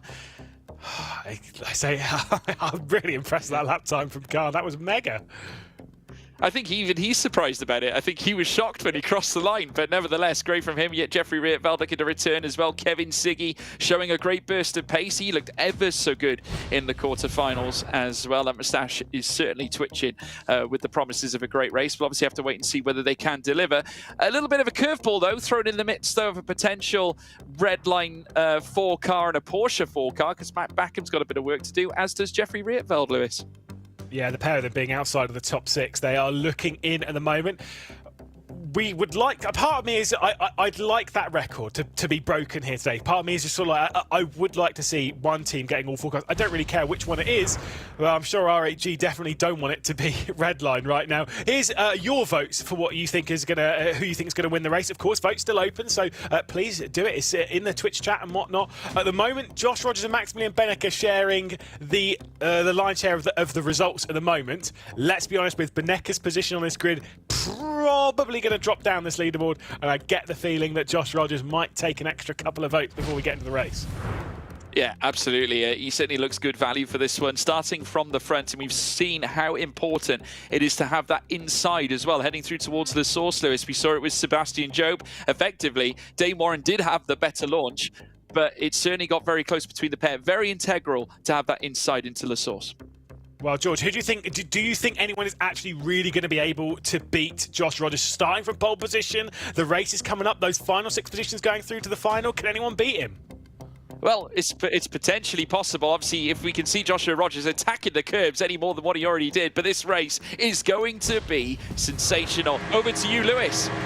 Yeah, certainly so. So Rogers then starting from pole position. Kevin Ellis Jr. will start from the front row alongside. It's not a great launch from Kevin Ellis Jr. though. As you can see, Yannick Tourmala's got his way alongside on that race down towards the source for the first time. A couple of looks down the inside of various drivers in the background, including Jasper Brzezinski. One out wide, that's Team Redline. That is Jeffrey Rieveld, who's been pushed off, and it's going to be 3 wide down the hill. It might have actually been a little bit of Kevin Siggy in there, who's been pushed off coming through that first corner. The squeeze is coming up through the hill, and unfortunately, well, that is a pretty good example of the commentator's curse. Sorry, Kevin. Yeah, absolutely right. Ibrahim Khan also losing out a couple of places. Jakub Brzezinski also in the mix. Look at this, 3 cars right at the back. A bit of a move there. Marko Pejic had a little twitch heading up through the Kemmel Straight. And enter now Maximilian Benneker, who looks to tackle Kevin Siggy, the man with the greatest moustache you'll ever see, now being usurped by Benneker, who looks around the outside through Malmedy. They come side by side. Oh, Siggy's round. Siggy's round. And you can just tell that he is not happy about that. Benneker and him coming together, Siggy coming off the ladder. He is down to 12th. Benneker remains in 10th. That bit at least, I think he did it to himself. He went out a little wide going through Lake Com, left himself with a very awkward line through Malmedy where Maximilian Benneker was kind of always going to be there. Maybe you could say Benneker didn't give enough room, but let's be honest, Siggy was never properly making that corner at that speed and remaining alongside. Maybe your discretion, better part of Valor, back out of it a little bit. But these are short races, you're never going to back out of it. And unfortunately, Siggy has gone from being slightly on the back foot to definitely being out. Team Redline almost certainly now not going to be the team to get all 4 cars into that final. That means that the pressure has been put onto Porsche Coanda to try and make that one so, and certainly more to the shoulders of Big Mac himself, who sees himself outside of the top 6 looking in at this driver here, Ibrahim Khan, who's dropped back a couple of spots on the start. A good deal on the table for the Big Mac. He's currently sat in 8th place, 0.6 of a second in behind Jeffrey Rietveld. The big question is, will it be a happy meal or is it going to be a painful one as he makes his way down through towards the bus stop chicane now? Jeffrey Rietveld still holding on to 7th. Ibrahim Khan, though, a fantastic run so far, still holding on to that 6th place, and essentially the cork in the bottle as he now makes his way down through towards the source. He has got Jeffrey Rietveld in behind as well as they now pepper their way down. Very important for Jeffrey Rietveld from his perspective here, Lewis, to get himself into a final. He's really struggled of late. Yeah, like you say, the results have kind of been, you know, nor here nor there. Bearing in mind he is 22nd in the standings at the moment, is Jeffrey Rietveld. That is painfully close to the cut-off. Right now, I think he's scoring a decent amount of points, even if he finishes in 7th. That should see him push himself a little bit away from that, but he wants to be in the top 24 in the standings. He wants to go to Munich, and a final here will not guarantee it, but it'll put him in a really solid position for that final round where he won't have to put in too much work, just get himself a few decent points just to get himself over the finish line. That's a bit of a mistake from Ibrahim Khan, taking too much speed going into Lake Com, and Jeff Rietveld, he'll be ready to pounce in a lap or so's time. Yeah, could be massive here for Ibrahim Khan if he can book his ticket into the final of this round 7. But it's all to play for. Jeffrey Rietveld hot on his heels. Mac Backham still in 8th place as well, with Jakub Brzezinski still in 9th. Maximilian Benneker obviously off the back of that contact with Kevin Siggy. Just waiting to see. I'm wondering, obviously, will the stewards have any say in this? And this is the moment. Kevin Siggy very tight heading through Malmedy, but the door was shut. Interesting moment there indeed. And obviously, Benneker coming together with him on the outset of Malmedy. I'd really like to see the replays and such from the race start. I really want to see what happened to Kevin Siggy there, because it did seem as though, I mean, he got squeezed off. Whether he was squeezed off, whether he was going for a gap that wasn't there or anything like that, you know, on the race start here at Spa, anything can happen like that. So we'd have to really take a long look. It's kind of one of those things that for a lot of these instances, you can take a look at it from 3 different angles, 4 different angles, and have a completely different opinion. That's why race control, they get to see it from every angle, as many as they want, to come to a concrete decision on it. I still don't know where I'd stand. Again, that Siggy one, I can see it from both sides. I can see it him going for an audacious pass down the inside that really wasn't going to work. I can see it as well that Max Benecke did not really give the room. For me, if you're seeing it like that, probably a racing incident. Ooh. Oh, we've got a bit of a tie-up as well, further back as well. Still Ibrahim Khan now trying to face off with Kaiki Oliveira. Got very deep into the bus stop there. And as a result, it got very close as well with Jeffrey Rierveld in behind. I get the feeling eventually it's going to come down to one big crescendo as Ibrahim Khan, oh, big moment heading through La Source now. And how's that going to affect his exit heading out of turn 1? They've got turn 2 and 3 coming up next. Eau Rouge and Radion, and Jeffrey Rierveld must be licking his lips at the prospects of taking on Ibrahim Khan here up the long straight here at Spa as they hurtle through over the crest very, very shortly through the Kemmel Straight. There you can see Team Redline's only Jeffrey Rierveld looming large in behind that of Khan, getting closer and closer up towards Lecom. Is he close enough to make the move? That is the big question. Has a look, not able to execute at this point. But Ibrahim Khan, a very scary moment heading through La Source. Yeah, that's certainly so. I mean, they're so easy to do. You're just over-driving it that ever so slight margin again. It's one of those things that's going to build a little bit of tyre temperature as well, but you do not want, it sounds like it's great, oh yeah, build a little bit of tyre temperature, maybe some more grip. No, absolutely not. All it does is it snowballs. You then start losing grip, which then causes you to slide a little bit more, which then causes you to overheat, which then causes you to lose more grip, which then causes you to slide more. It's one of those really vicious cycles that Ibrahim Khan needs to kind of almost underdrive it just for a couple of corners before he can then get back onto the fight. But whilst he sat so far under the rear wing of Kaiki Oliveira, he's also got Jeffrey. But you can't exactly lift off for a couple of corners. You will just get pounced. You will no longer be inside that top 6. At the moment, doing a very solid job. We're still very early days in this race. There's still plenty of laps and plenty of opportunities for the Team Redline driver of Jeffrey Rietveld to make his way through. Whilst Khan has a slipstream of Oliveira, things will be okay. If he loses that, this will be a very, very tall order. Certainly will be. Kaiki Oliveira, incidentally, best performance so far this season was at Spa, where he did make it to the final, finishing P7 in that particular race. If he stays here, he'd be booking his place in another sequential Spa final, as we're now seeing Jeffrey Rierveld get closer and closer to Ibrahim Khan. Now P6 on the table. Rierveld looking to break the hoodoo. That, of course, him struggling in recent rounds where he hasn't managed to secure the big results that he may have needed to get through. Was in consecutive finals back in round 2 and 3, quarter-final since then, and then a semi-final after that. And now looking to try and chase and try and garner some better form and try and recapture what he had in rounds 2 and 3. Outside of the source now, once again chasing after Ibrahim Khan. He might leave it late and then open the door, just sort of prime his moments. It's very important to pick your spot as they now head through Eau Rouge and Radion yet again as we run on board with the car in this picturesque view as we now hit the trees, heading up through the Kemmel Straight. Now there you can see Ibrahim Khan once again looming closer. You can just see it steady time and time again. The Team Redline now starting to creep ever closer, opening the door to the right-hand side. Defensive move there from Ibrahim Khan. The BMW moving to the inside against its suppressor from Team Redline as now Rierveld looks to go hunting again. Might have an opportunity out to Malmedy as they creep down towards Ravage. Again, creeping to the inside again. Rierveld knows that his time is up. Heads through this next right. Khan again defends to the inside. Super work there for Ibrahim Khan. Moving. It's ever so dangerous up through towards Lecom, but he pulled it off. Yeah, I've got to say that Lecom bit, that might have been a bit reactionary. That might have been a little bit too much. Now, I'm not sure what the rulings are when it comes to being reactionary on defence, or whether you have to be proactive, whatever you have it. It's not a penalty, no doubt at all. But it's kind of one of those things where reactionary defence, it will bite you if you do it once or twice too many. If Rietveld's kind of there and then you react to his position, it can really cause a problem. Well, we are going to see Ibrahim Khan dropping back anyway, as he's going to receive a slow-down penalty on the start-finish straight this lap, so he will no longer be in 6th position. Jeffrey Rietveld will be the one to progress his way up. And that answers your question, Lewis. Obviously, it is going to be penalised. Well, yeah, that's very true. In fact, yes, absolutely right. Still, nonetheless, though, penalised here.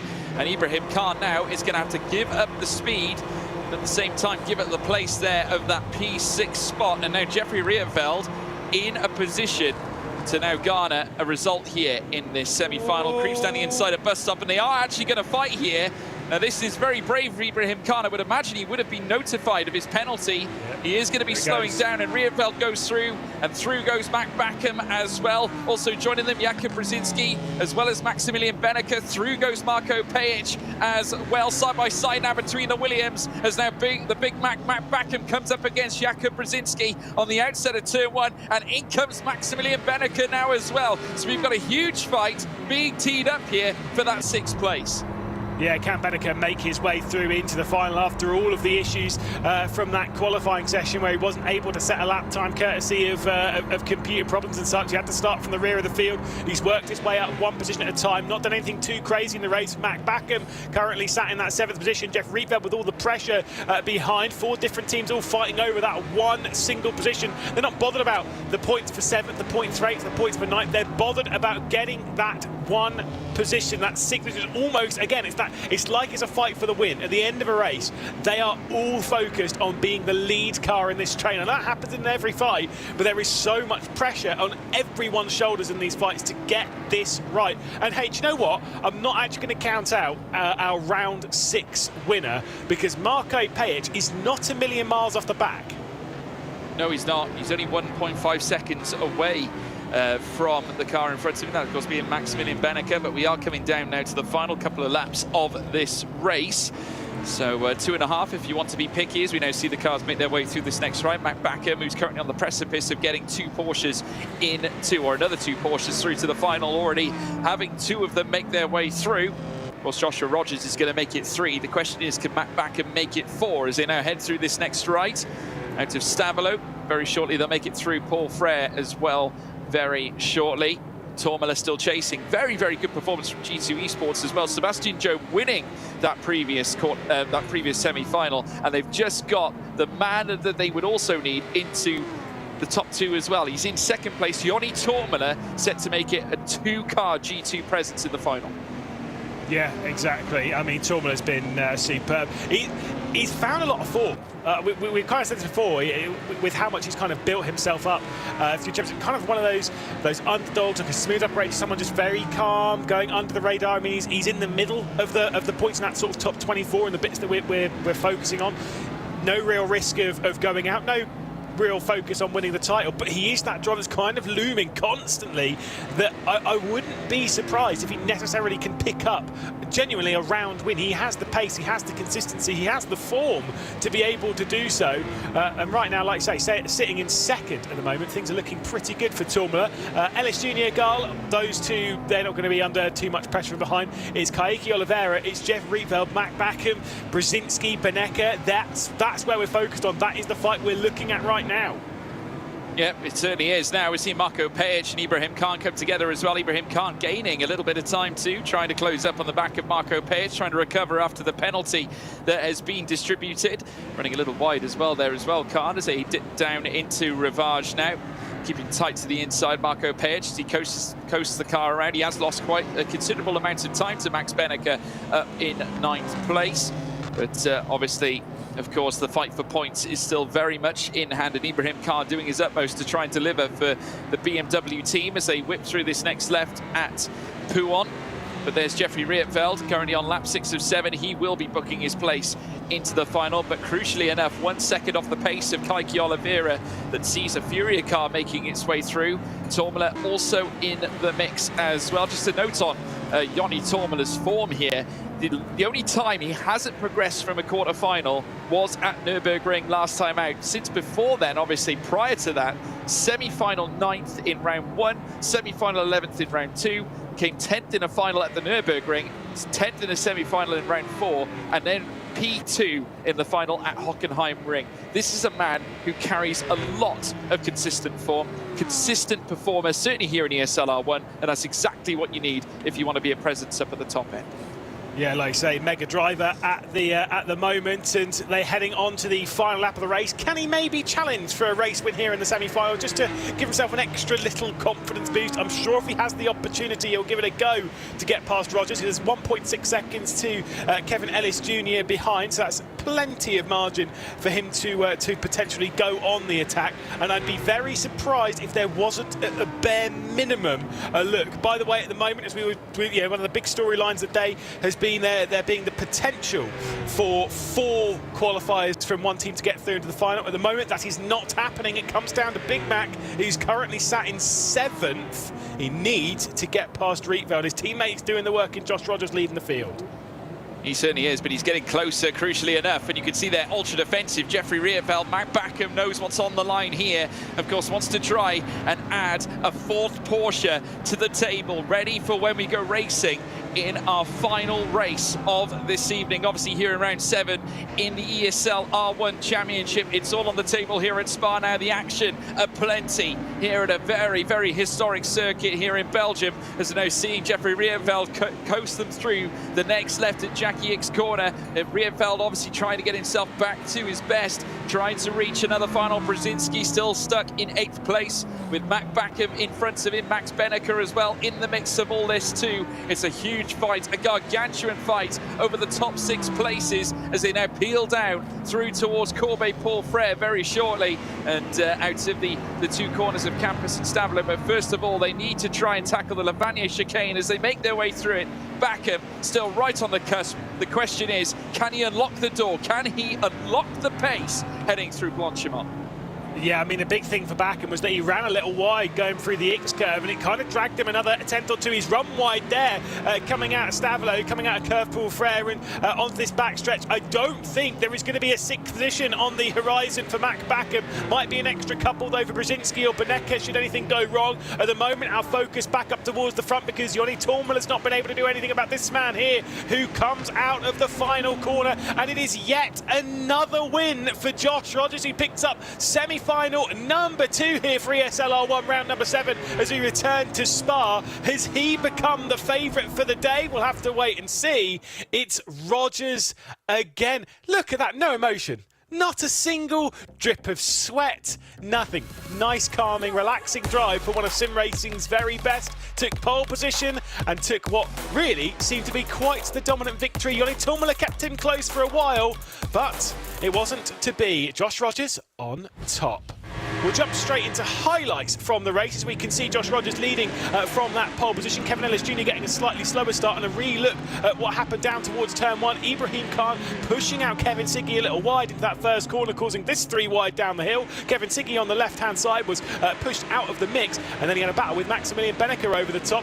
Out wide going through Les Combes, on the inside going through Malmedy. He was spun round and dropped to the rear of the field, which was where he would finish at the end of the race. His teammate, though, was just outside that top 6. Jeff Rietveld trying to attack Ibrahim Khan to find his way through. By the time he made a move, by the time he committed down the inside, Jeff Rietveld was making his move, but he didn't even know that Ibrahim Khan had a slow down penalty. So it was an easy one for Rietveld to make. It was an easy one for Mac Backham to make as well, as they would all funnel their way through. Brzezinski and, of course, Maximilian Benneker making their way past. Josh Rogers across the line to take the victory ahead of Joni Tormela.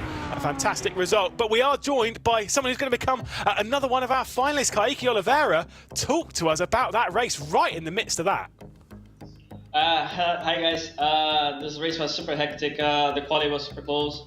I managed to hit my PB on quali, and it was like in the mix to qualify for the final. I managed to get a great start, and after turn 1 I was in 5th place. I didn't know what happened behind, but I was like kind of relieved because we were in the mix, the front leaders pack, and wow, it was insane. Pressure, although I was in 5th throughout the whole race, Ibrahim and Jeffrey was putting a lot of pressure into me because I lost a drive from Mikkel. Was managing my tires a little bit, and yeah, it was super crazy. I'm super happy to be in the final again in Spa.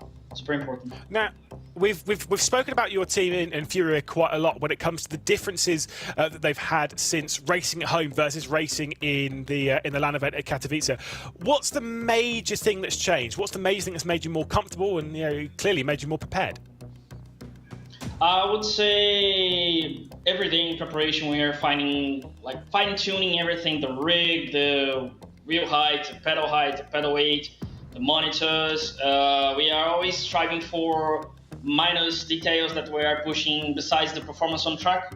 So, I mean, like all hands on deck preparation, despite the changes in etc., it's a thing that brings a lot of confidence to us and makes us push for more. And I mean, it's quite different from home because you're just jumping from bed or you're just chilling at your home and you just sit on the rig. Here is like we are outside of our country. This is the third country that we moved to play range spot, and we are super focused and super eager to compete even more and push for better results. Now, final on the horizon then for you. For one, what's possible in it? And number two, are you really focused on just getting some decent points so you can join us in Munich? Yeah, sure. I'm very focused on joining you guys at Munich. I'm in the mix to qualify. And I'm always striving to push for the best. I always keep lower expectations because the grid is so stacked, everybody's so extremely fast, and everything can happen. So since I'm in the finals, I'm in the mix for very good points, but I will push to do even best lap times and best race pace and etc. Push for the best result possible. Okay, cheers, lad, and good luck in the final. Thank you so much. Well, that concludes our semi-final number 2 there, George. For the folks at home, if you're only just joining us, this is ESL R1 powered by VRS. To find out a little bit more about VRS and some of their fabulous wheels, go ahead and type !VRS in the chat. You can see it at the bottom of the screen right there. But George, I think it's about time we kind of revisit the start of that race right there. How do you feel the entire race ended up panning out? Well, it was very an electric start. Obviously, some mysteries as well. Obviously, Ibrahim Khan dropping a couple of places as well from the get-go. He got pretty swarmed, I think, heading through La Source. Now you could just see a little bit of contact, and there was the heroic driver of Mikael Gala, who was obviously right in the mix of this. Marco Pajic also with a little bit of contact with the Porsche Coanda car. He was essentially sandwiched between two red lines, of course, that being Jeffrey Rietveld and Kevin Siggy. Not the best race if you are a Team Redline fan whatsoever. Maximilian Benneker as well, after the heartbreak of qualifying where he had a technical failure, could not quite harness any positive result really. Of course, managed to get as many points as he could, but a great exit speed heading out of La Source through Eau Rouge and Raidillon really presented him with the chance to gain 2 places in the Kemmel Straight alone, heading through Les Combes. Very, very close to contact as well between him and Kevin Siggy. They would ultimately come together though through Malmedy here, and that is where the contact would then lead to Kevin Siggy spinning at that point. No doubt, 2 very disappointed drivers. Obviously, Siggy coming in with a lot of promise. Redline unable to take more than 2 drivers into the final. And taking a look at the final results here we have from all of our drivers, I've got to say, Ibrahim Khan, that was a little bit of a roller coaster of emotions, starting grid position of 4th and then ended up in and around the 6th position around mid-race. But ultimately, it's got to be heartbreaking for him, feeling like you're so close yet so far.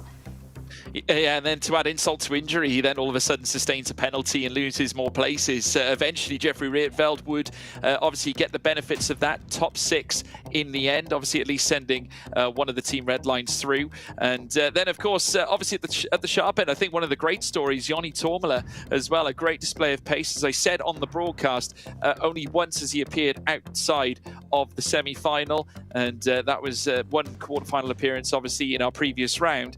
He has since returned, and he's going to make another final appearance, making it 2 cars for G2 Esports going into the final, which is a very exciting prospect for them. Now, remind me once again, George, about your prediction. How did that one end up going? Unfortunately for the Big Mac, it wasn't a good one, and it wasn't good for Benneker either. So my matchup, but it was close. The Big Mac was right on the cusp. I thought he'd get through, but it wasn't to be, unfortunately.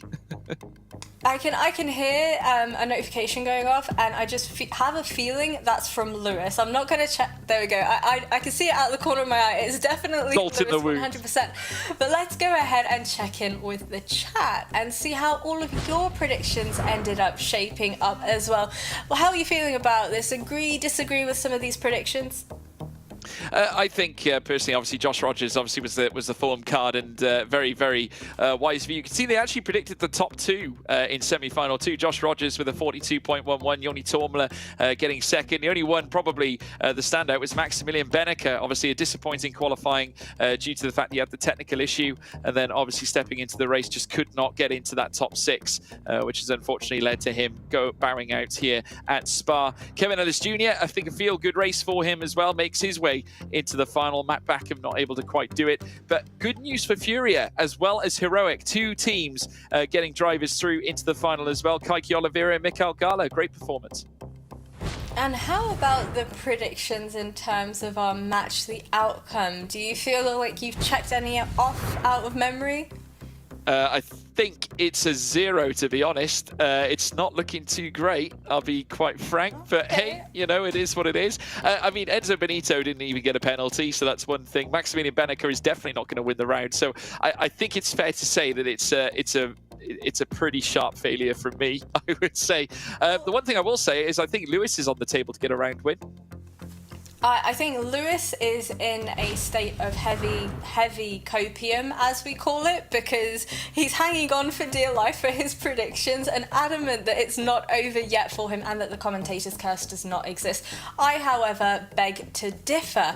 But now it is time for the ultimately fun part for me. I'm all about the different liveries that we have here on show at ESL R1, and I know Lewis was talking a little bit of smack about my livery rankings, but you know what, I'm gonna check in with the final presentation of all of them, and we can find out from the folks in the chat whether or not they agree with my final tier list. So let's go ahead and see some of these sweet designs.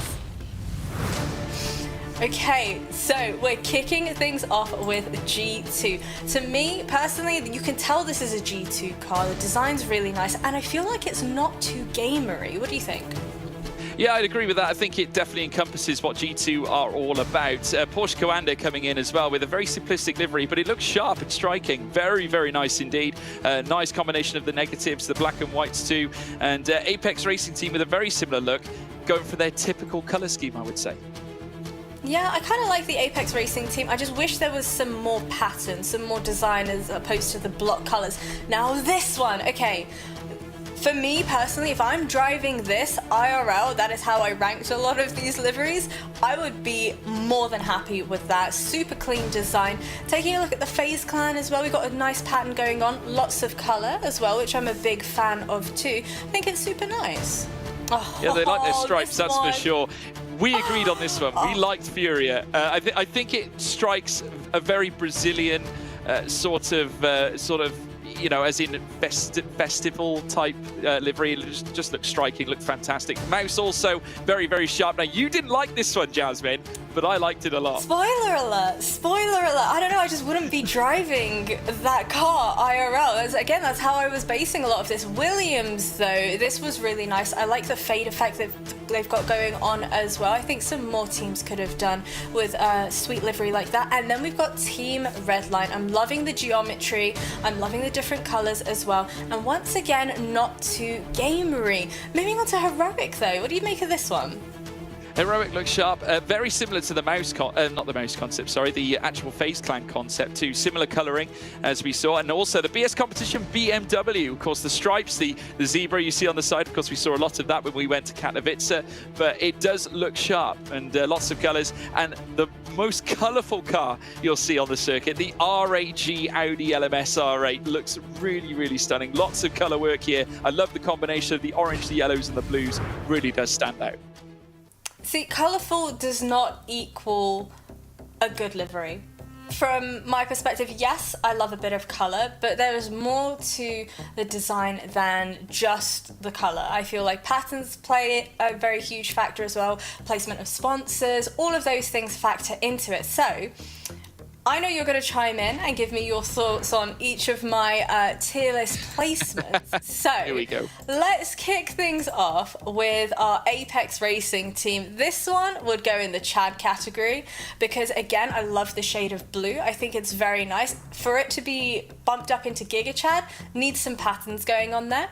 BMW M, I wouldn't place it as a Chad category, to be honest. I think I'd probably put that as a nice for me. Yeah, I think it belongs I'm in in the agreement. nice category.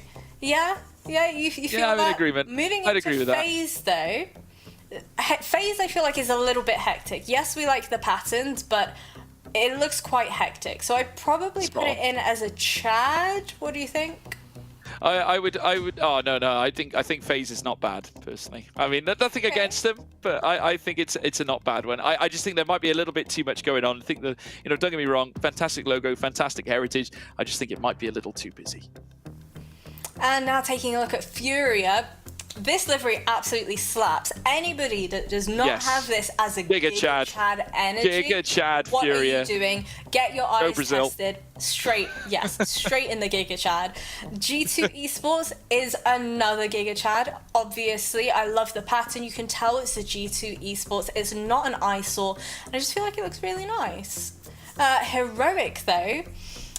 Again, I feel like, yes, there's some color. It does give me FaZe Clan vibes. I feel like you'd put it in. I would put it in. Yeah, I'd put it in nice. You're gonna put it in kek. You're gonna put it in kek. No. So See, this is the thing. I was looking on social media. I was checking out everybody else's liveries, and I was like, all right, half of the people here are gonna hate me by the time I finish my tier list. So moving into Mercedes AMG, Giga Chad energy.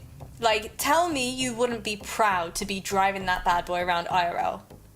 Well, I think if you look at that, it just speaks Mercedes, doesn't it? I think at that point, Yeah. you know, and that's what Mercedes are. That's their brand. So you can't deny that's exactly where they'd go. I want to see that. I want to see that at the top, Jasmine. That's going to the top. Okay, I have spoiler alerts. I did ask in the Twitch chat as well which livery was the best. A few people were saying Mouse. I was looking at the tier list that you guys made on social media. Once again, if you want to check out everybody else's tier list or make your own, !social in the chat. But a lot of people were really rating this Mouse car. And to be honest with you, please don't hate me. That goes in the not bad. I'll be honest. It's, No, I can't believe you'd say that. I mean, I honestly think that is one of the best liveries in the series. But what is it though? Explain to me what it is. Well, it's red. That's it. That's just, again, well, it's red. It is red. This is what I mean. Color does not equal a sweet livery. And, you know, you're probably going to be offended by this one as well. I'm being a little bit savage, being a little bit harsh, but all jokes aside, I do think a lot of time and effort has gone into plenty of these designs, but Porsche Commander can go in the not bad as well. Allow me to explain why. I like the shade of blue. We got a little bit of pink in there as well. But it's not even centered, you know? Like, the block of color almost looks as though someone has forgotten to paint the texture on one side. Like, if it was centered, maybe you'd think it was intentional, but I don't know, it throws me off a little bit. What do you think? Agree or disagree? Well, I think you're going to make Romain Grosjean cry at this rate. I mean, this is his beloved RAG esports team. But yeah, you know, I mean, RAG, I mean, I love the livery. I think it's great. I mean, I wouldn't say it's Giga Chad, but I definitely put it as Chad, I think. I'm going to disappoint you once again. For me, that goes in the not bad. Yes, it's colourful. It's too blocky, though. You're seeing, like, a common theme. When there's, like, like, with Furia... Oh, I know Lewis McGlade has thoughts of his own on how the Furia car looks, but I'm just going to have to hard disagree with him. I think it looks beautiful. Team Redline, whack that bad boy up to Giga Chad, 100%. As I mentioned before, geometry, colour balance, everything beautiful. It looks classy. I think that's the kind of look and vibe we're going for.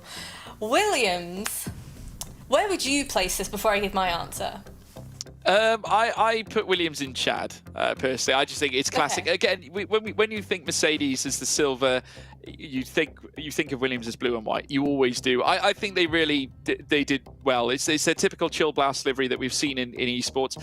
That's their image. That's what they're all about. I would never put it as Giga Chad, but I'd say it's Chad worthy for sure. I want to know what you're going to put, because there's got to be one that's got to go in kek, isn't it? Are we going to lay that on the line? You're going to put one in kek?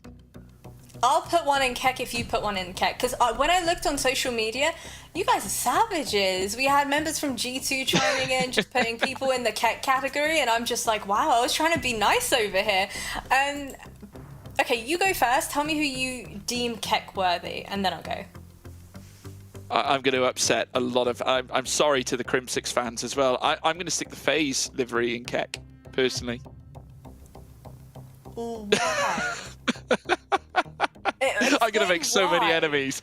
I'm gonna literally make so many enemies with this. But I swear, I just out of my own sheer opinion, I just think there's too much going on. The logo perhaps sticks out a little bit too much for my liking.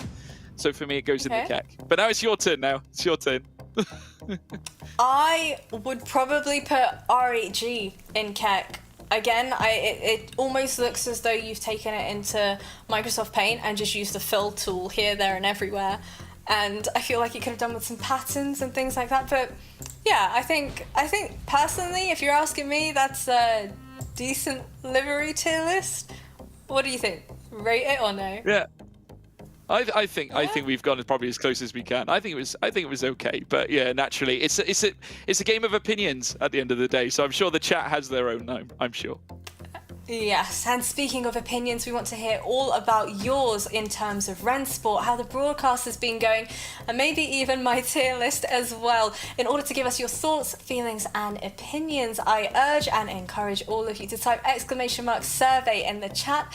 Let us know things you have been enjoying, things you haven't been enjoying, and ways you think in which we can improve.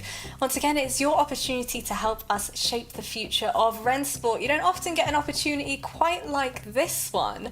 But on that note, George, I think before we head into our finals, we should take a look at our team standings and see who's kind of in it for the running and who might be faltering a little bit at the seams.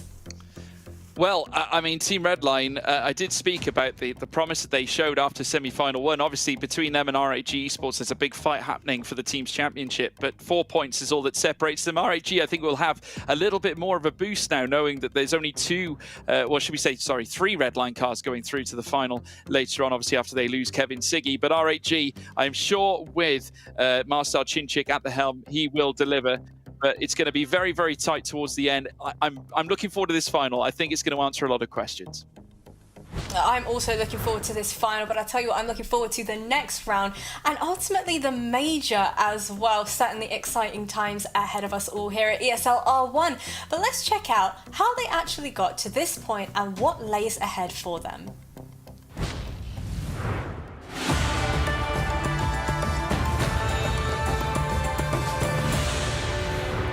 This is everything you need to know before the ESL R1 2023 spring season kicks off. 12 teams consisting of 4 drivers, each led by a manager, will be competing for a prize pool of €225,000. And of course, for the title as the first ever winner of ESL R1. The season is split up into 2 stages, the regular season and the major. The regular season consists of 8 rounds. Each round consists of 4 quarterfinals, 2 semi-finals, and a final. In every round, each team nominates 1 driver for each quarterfinal. Top 6 drivers from each quarterfinal will qualify for the semi-finals. And again, top 6 drivers from each semi-final will qualify for the final. In each round, all drivers score points individually for the driver championship, as well as for their team in the team championship. These points are based on the driver's placement in each round. In the regular season, they can score between 0 to 60 points. The best 24 drivers from the regular season will qualify for the Major LAN event, where they will compete for the title in the final rounds of the ESL R1 spring season and for the prize pool of €225,000.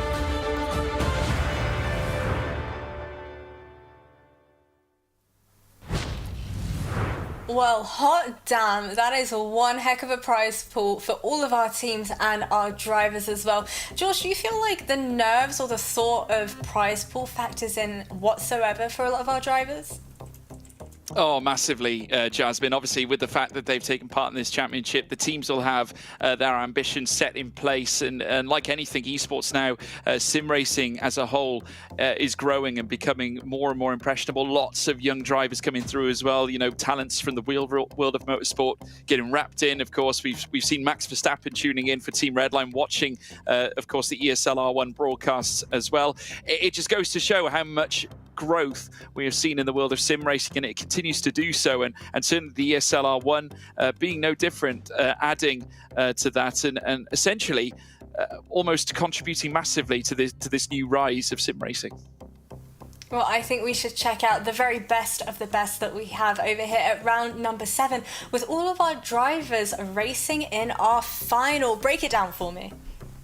Well, if we take one long, hard look at this, we can see that Luke Bennett, of course, with Jeffrey Rierfeld coming into this one, also Enzo Benito making up a 3-car contingent for Team Redline, obviously in their battle against RHG. And it's Marcel Chinchik, the sole RHG car, heading through to the final as well. Porsche looking pretty sharp too. Dane Warren, Mitchell de Jong, also Joshua Rogers in the mix. They've got a huge opportunity to land a big blow here this time. Great performances from Mikael Gala, Sebastian Job and Yoni Tormela. G2 Esports looking very well stocked for this one too. I would not be surprised to see Sebastian Job up at the top end again in qualifying. If he does, it'll be a huge, huge advantage for them. Not only that, you can't count out Yoni Tormela either. Do you think Sebastian Job has what it takes to round out with a first place finish? Definitely. I think he's got all the potential in the world. He is definitely a driver on the up. Coming into this one, we alluded to his past and his current affairs in sim racing. Not only that, as a sim driver for Red Bull Racing as well. He's got such a massive opportunity here to pull off a big result. And I tell you what, many people would love to see it. He is such a popular figure in the world of sim racing and has proved what a great talent he really is. Let's see if he can do it. I tell you what, I wouldn't be surprised if he does. Well, only time will be able to tell. And on that note, before I throw things over to yourself and Lewis for your predictions, it is time for the folks in the chat to let me know, do you think Sebastian Job has what it takes to win this one out? Let us know. How do you think, who do you think the fan favourites are going to be? I'm kind of rooting for Sebastian Job, to be honest. It's a close one, Jasmine. I would say that it's... oh, I can't keep this up. Sebastian Job, he is a fan favourite, I had to be said. I did allude to that. 100% of the vote so far. And bear in mind, this poll started 19 minutes ago. Can you believe it? Okay, all right. Well, I'm curious to see what Lewis makes of this one. You know what, George, you got the floor last time. Lewis, I'll throw it back over to you. I think Rogers is probably going to win. I think Job's a really good choice. For me, I kind of also want to see Marcel Chinchik in there a little bit because of the match, the outcome. But I can't look past Rogers. He's phenomenal. Is this where we're going back to your decision of naming, like 15 different drivers? No, I'm sticking with Rogers. I'll list the 12 off if you want, but no, I'm sticking with Rogers. Okay. You're so decisive, Lewis McGlade, but you've left the door wide open. I'm going for Sebastian Job. I reckon he's going to do it. I think G2 have a great chance here to get a massive result. They've got two of probably their strongest pairing, I think, making their way through to the final. Do not count out Yoni Tormela, and I definitely think Job is going to take this one. Wonderful. Well, my kind of prediction and props to Sebastian Job have gone out the window because of the commentator's curse. So cheers for that, George. But I'm going to leave you guys to it to take us through our round number 7 of ESL R1 finals. Thank you, Jasmine. It is going to be spectacular. Another final is upon us now. Third final here in the ESL R1 here at Spa. And we're going to be now waiting for the drivers to hit pedal to the metal. But first of all, we got qualifying to deal with, Lewis. And if it's anything like we saw earlier on, Sebastian Job with a great chance to again go pole. And I hope he does for the sake of my prediction. Yeah, no, absolutely. So there he is. Obviously, he'll be waiting. Nice hairy legs, great, brilliant. Nice close up of that. I've got to say, it was really hard work being sat back and seeing those all that livery stuff just a moment ago. Like, my heart's still going. I'm absolutely fuming to see Mouse being that low and RHG being thrown down there as well. Oh my goodness me!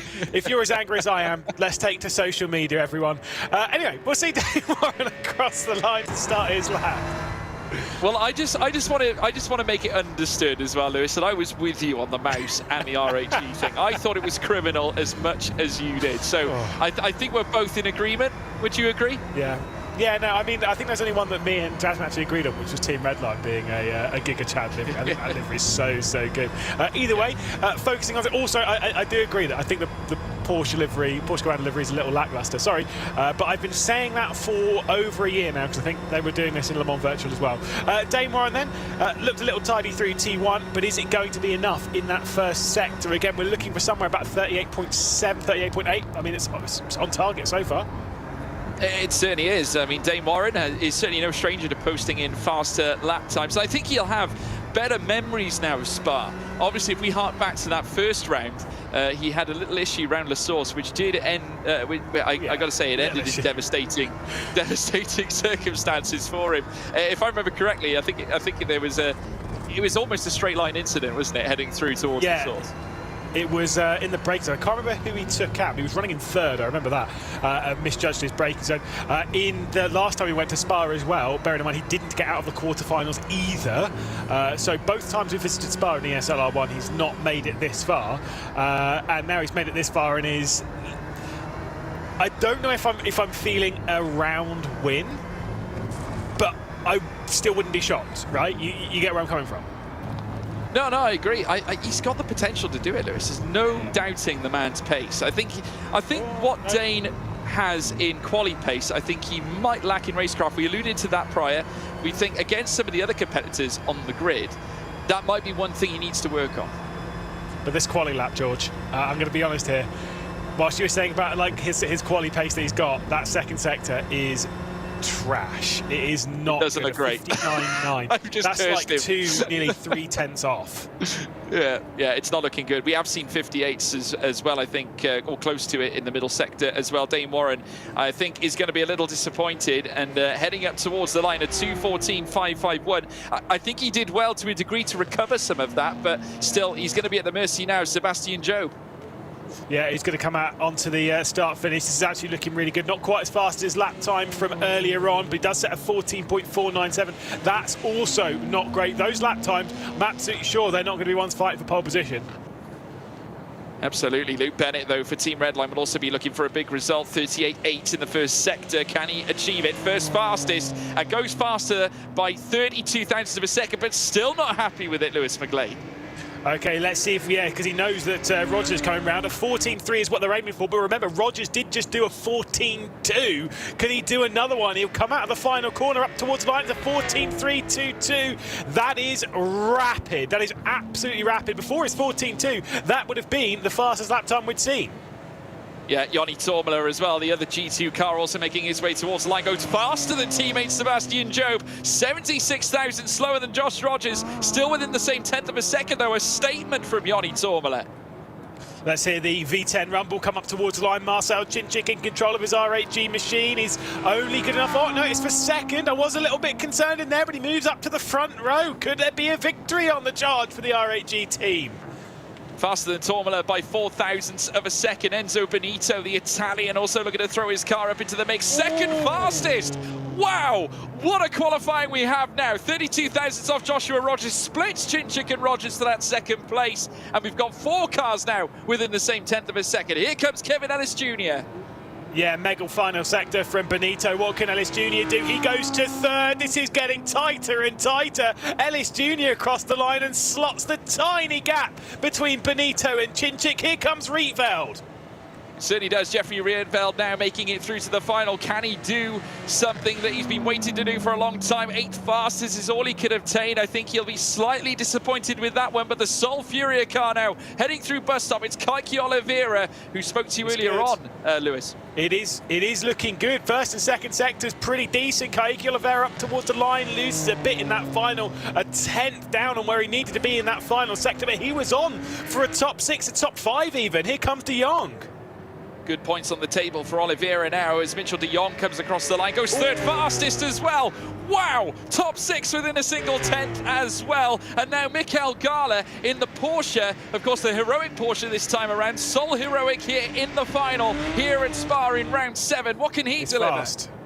I think it's even faster than potentially De Jong. Depends about that final sector there. Gala come up towards the line. Only good enough for 5th, loses out by 4 thousandths of a second. This is ridiculously close. 7 cars, less than a 10th of a second. Wow. And here is your grid, folks, powered by VRS. We're going to go back to front on this one. Dane Warren is going to be starting from the back with Jeffrey Rietveld alongside him. Kaiki Oliveira alongside Sebastian Job, who sits in the second row from the back. We've got Luke Bennett then in front of those. Alongside him, Joni Tormela. Marcel Chinchik ahead of him with Mikael Gala as well to the right.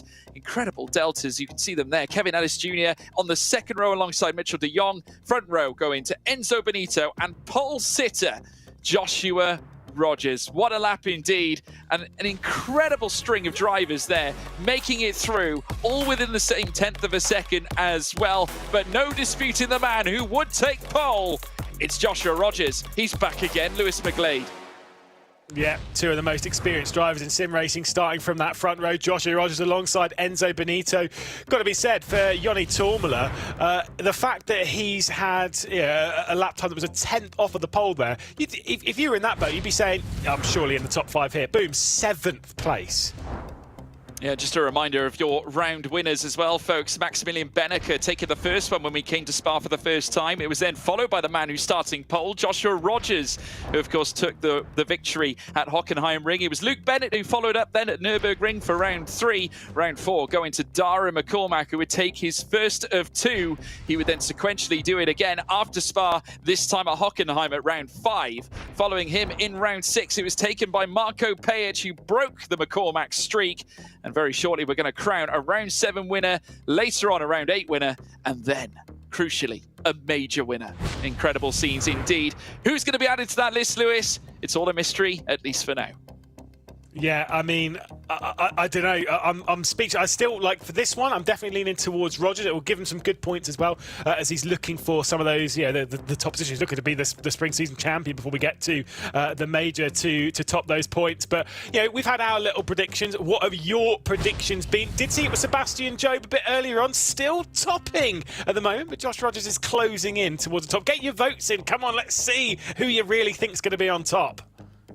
Absolutely. Joshua Rogers now starting to gain some popularity in terms of the straw poll. 18.75, matching Kevin Ellis Jr. as well, who's third most popular as well, or joint second, I think we'll argue. Enzo Benito third as well, with alongside Joni Toomala. Dane Warren also getting some votes, as well as Marcel Chinchik. And of course, don't forget as well, folks, you can have your say as well on the Wrench Sport game and also ESL R1. Make sure you use !survey in order to get an update, and you can then also have your say as to the goings on in Wrench Sport and also ESL R1. There's the Twitch command down below. Make sure you use it and enlist your thoughts on ESL R1 and Wrench Sport as a game as well. So great to have you on board. Integral to have your opinions and your thoughts as well. And we're about to have a race start as well here, Lewis. Now, very shortly, once again, a final amongst us here for round 3. Are you confident with your prediction? Absolutely. 7 laps onto the board, and now Enzo Benito's challenging him on the front row, but Josh Rogers, if he gets that start nailed, if he leads particularly up towards Les Combes, this is going to be a big race for him in the title. Certainly will be, and for the final time here tonight, final time in round 7, certainly here in Spa. We've got 4 lights, all 5 lights are lit, and it's pedal to the metal, and it is go! Joshua Rogers not wasting any time at all, clears his way to the front end, as now Benito looks to go hunting as well, through La Source, there you go, nose to tail once again, oh dearie me, Kevin Ellis Jr., he's round, Kevin Ellis Jr. is round now, out of La Source, and now they're going to peel through, Rouge and Radion next as they all line up in a string. It's Joshua Rogers leading the way off the race start. Got a lovely lead, but now they're going to tie up now through this long straight as they do peel on through. I believe it's Enzo Benito who's now going on full attack as they now make their way up towards Les Combes. Mitchell de Jong as well in third as well. Covering off the inside is Rogers, as side by side as well for P4 and 5 as Chinchik looks to enter the fight. They remain side by side through Malmedy, but enter them. Mitchell de Jong, what a send there as they come through Malmedy. Rivage up next, but crucially now a Porsche tucking through the inside, the Tiger line as they tackle Rivage. Rogers in front, and second now Mitchell de Jong, Lewis McGlade. Yeah, Benito bit off a bit too much compared to what he could chew there going through Les Combes. Really tried to fight going around the outside, left it to the inside for the second part, but was muscled out by Joshua Rogers, who just manages to hang on to that race lead. Now with Mitchell de Jong behind, it's basically about not making mistakes. He'll surely be given the opportunity to clear off. That's if Mitchell de Jong go for the fight, but I know the Porsche Carrera guys quite well. I don't think there'll be too much infighting. They'll be focused on trying to get a 1-2, and hey, maybe even just a 1-2-3, because there is another one in that train as well. Do not count out the charge of Dane Warren. No, not at all. Dane Warren looking ever so sharp at the moment. I tell you what, Porsche Commander, they've been waiting for this situation for a long, long time. A talented bunch.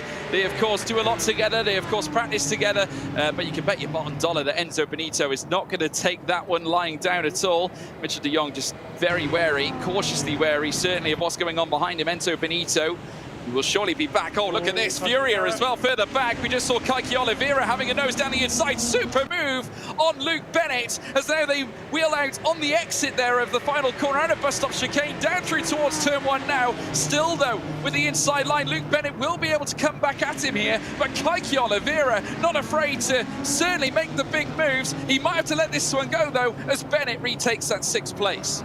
Yeah, when you got some of the major heavyweights in the championship, those in the higher up positions, Porsche Commander, Team Redline, R8G, G2, and the likes in this, the fact that Furia have Kaiki Oliveira representing the squad, and he's doing an incredible job in doing so, and he's going to try and get past another one of the BMW M4s. It's a bit of infighting between those lot, but let's see if Kaiki Oliveira can get through. He's got to the outside coming up towards Lake Com. They're all single file ahead, a bit of side-by-side from those behind as Dane Warren's trying to fend off Sebastian Job. At the moment, Bennett's able to fend off Kaiki Oliveira as they wrestle their way over the top. Dane Warren, look at the fight as well. Rietveld, I think, was looking behind and almost made a bit of contact with Job. Yeah, he certainly did. Job trying to work ever so hard to bring his car further up the field. Dane Warren doing enough, though, to keep him at bay. The gap's still very minimal, though. Thinner than a fly's eyelash throughout this field. The top 12 all in tandem. Kevin Ellis Jr., the only one outside of a second. He's 3.5 back after that incident on the opening lap, heading through La Source at turn 1. As now Kaiki Oliveira dips through now Pouon. Of course, trying to chase after Luke Bennett, and extraordinary pace from Kaiki Oliveira. He certainly has shown an awful lot of promise. Is of course one of the spearheads of the Furia team, obviously one of their drivers that has performed at the top level and has challenged many of these drivers here in this 12-car contingent as they now make their way through the middle sector. They then have, of course, have Sector 3 coming up very shortly. Benito still tailing that of Mitchell de Jong there in second, with Mikael Gala in behind. Impressive race so far from Mikael Gala after a superb qualifying. He was, yeah, well, that qualifying lap, he was also in that contingent that were within the same 10th of a second of Joshua Rogers. That is immense from a team such as Heroic. Just remember as well, this is Mikael Gala's first final, right? Just to clarify that, he is one of the drivers on the outside looking in.